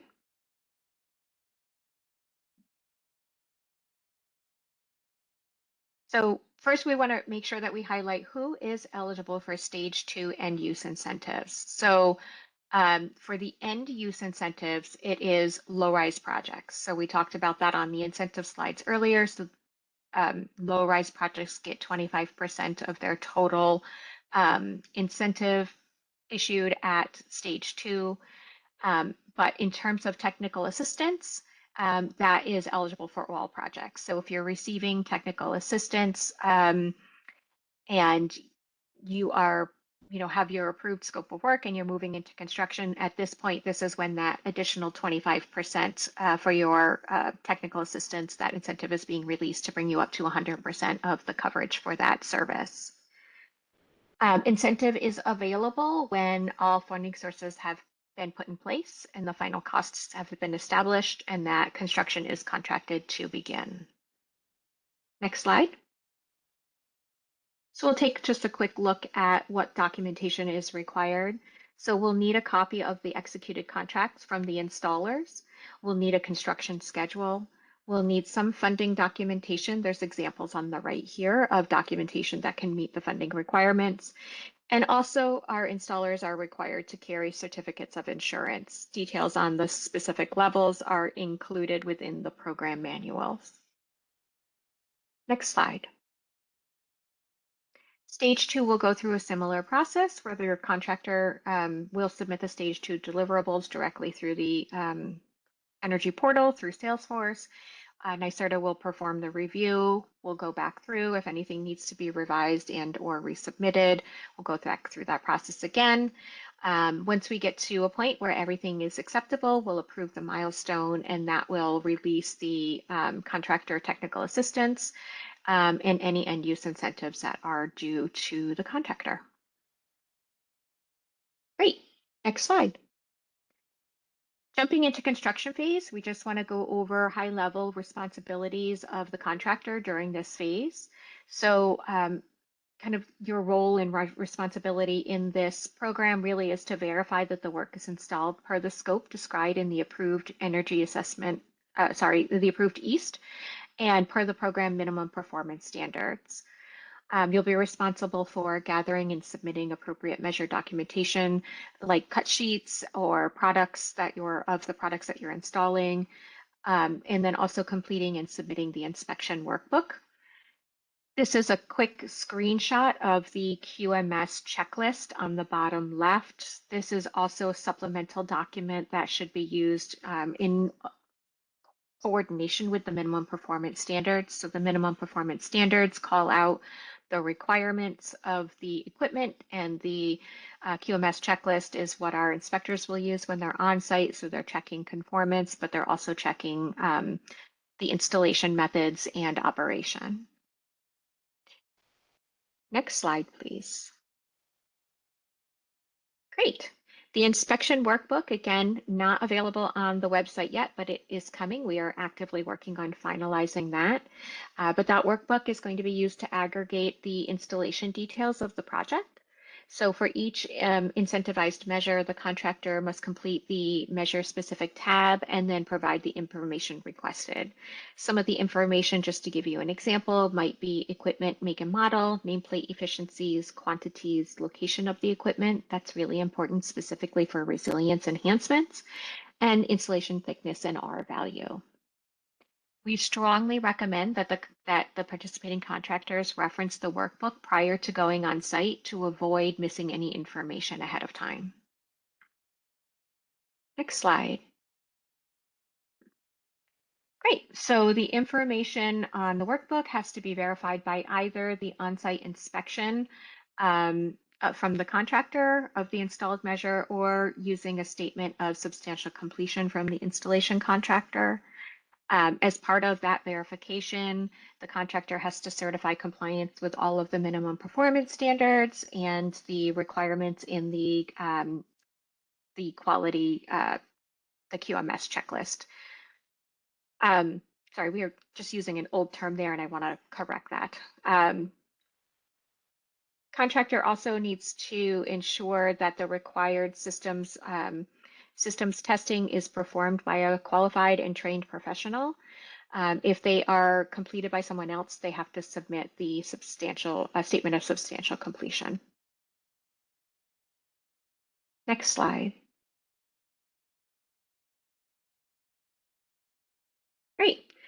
Just really quickly covering the photo template. Again, not available on the website yet, but coming very shortly.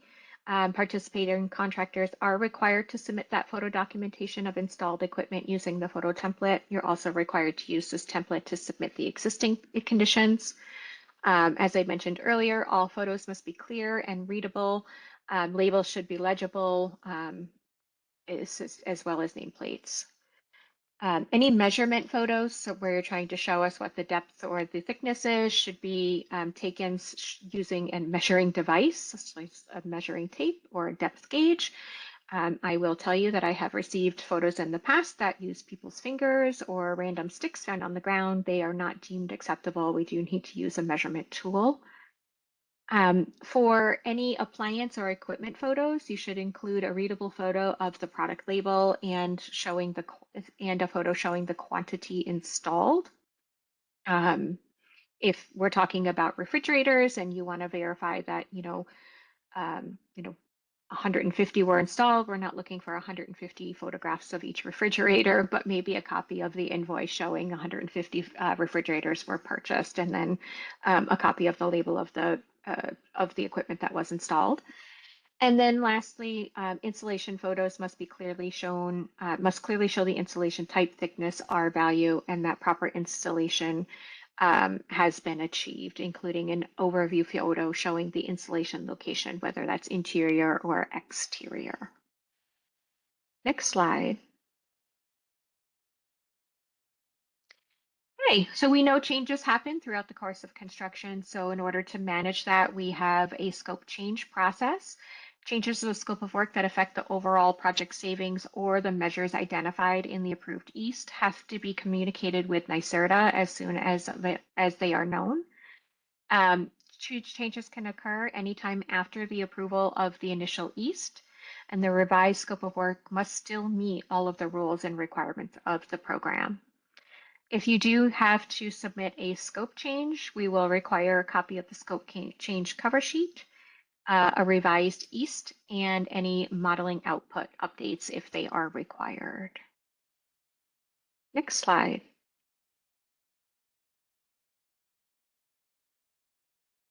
So this is going to move really quickly through the partial construction completion. I'm noticing the time, so we're going to move quickly through this. So if we can just jump to the next slide.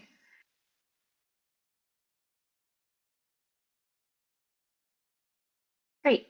Again, this stage is an optional stage, unless the project has refrigerators installed, in which at that point the refrigerators should be completed and installed and ready to be submitted for final payment.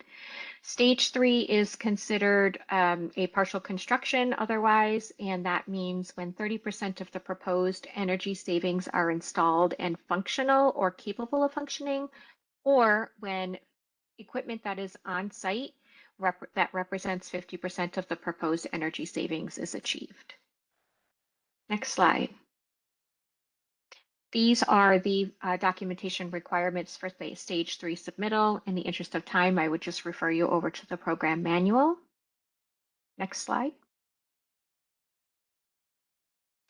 This is a little bit overwhelming. The good news is it looks exactly the same for stage 4, but it's basically what we were just talking about. It's just adding an additional inspection in here. So you're going to submit the deliverables through your Salesforce link. We'll review the documents. We'll either perform an on-site inspection or a desk review.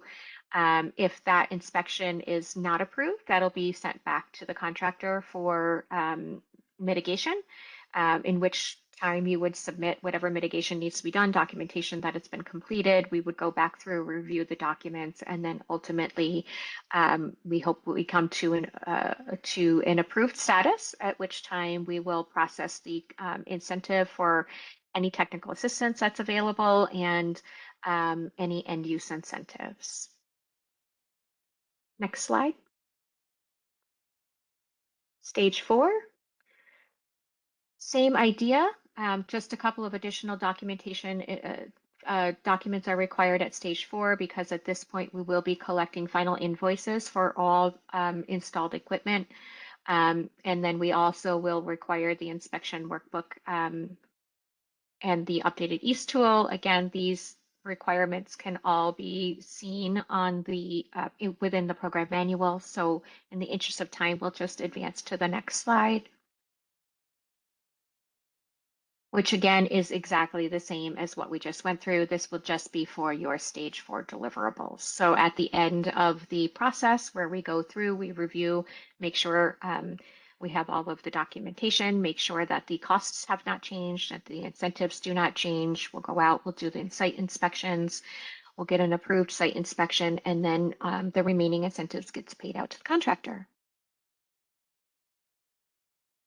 And then we have a complete project. I know that was really quick. I'm looking forward to answering a couple of questions, but if you want to advance to the next slide, I think I just wanted to mention that this QR code will bring you directly to the program website. So if you have your phones out, you want to take a quick screenshot or a quick photo of that so that you can link directly to the website. Just wanted to put that in there for ease of use. Now I will turn it back over to Michelle for questions. Thanks, Pam. So we got a few questions for you. So one question we got is if a measure falls under tier 1 or tier 2, which requires adding a second measure from another category, would the project receive incentive for both of those measures?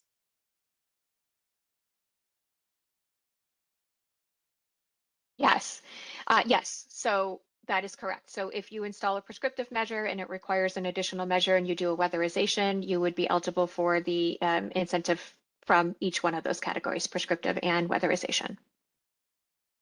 Great. And then another question that came in was, at which point is the construction considered, at which point in the project constructed is it considered partial construction? You're on mute. Thank you. That's something that we just covered a couple of slides ago. So that would be when 30% of the measures have been installed and are functional or capable of being functioning, or when 50% of the equipment representing 50% of the energy savings is on site. Great. Thanks for the clarification. Okay, we have a few more questions for you, Pam, so you're not off the hook just yet. Another question we got was about the appliances. So for the appliance minimum requirement, 90% of the building, does that mean that 90% of the refrigerators have to be replaced? What if less than 90% of the refrigerators are older than from 2012? Yeah, so it would be 90% of the eligible. And the reason why we have 90% is because we understand in some situations, you know, we may come across situations where you have a common area refrigerator and the owner might not be interested in updating the common area refrigerator, or they want to update the common area refrigerator, but it doesn't fall within the parameters allowed within the program requirements. So that's a stipulation. Great. Mm-hmm. That makes sense. And then additionally, for garden style multifamily properties, can they submit individual applications for each building instead of one big application? That's because the construction is usually done in phases. Yeah, I think that's okay, but we have to make sure that each one of those buildings has the minimum 5 dwelling units. So if provided that they have 5 dwelling units per building, you could submit them separately if the phases are going to be staged. Great. Okay, great.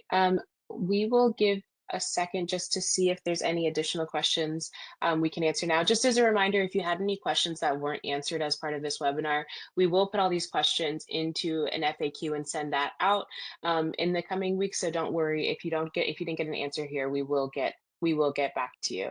And also you can always reach us. I think the next slide has a bit of contact information too, should any questions go unanswered here. But give me one second. Yeah, absolutely. I can pick it up from here, Michelle, and start passing around the questions that are coming in last minute, as well as get to the last couple of slides, as we do only have a few minutes left. So, Brian, quick question for you on your end. It may have been missed, but where can we find the inspection workbooks? Yeah, I think Pam mentioned it before, but we're still working through developing the inspection workbook. That will be added to the resources page once we have it finalized. So stay tuned for that.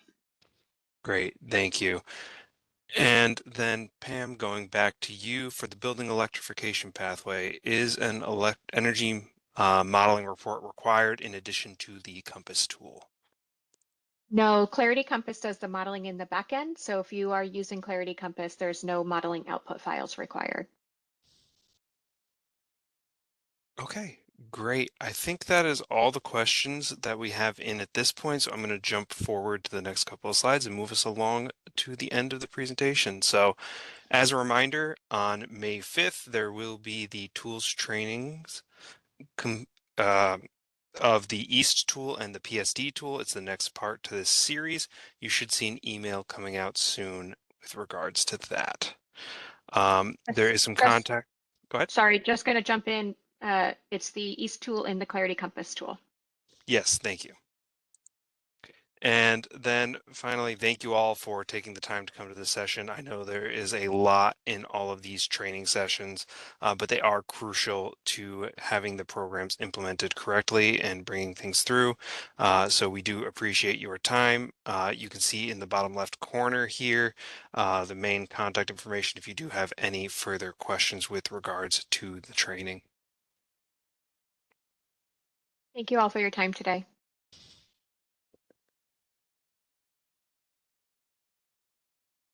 Thank you.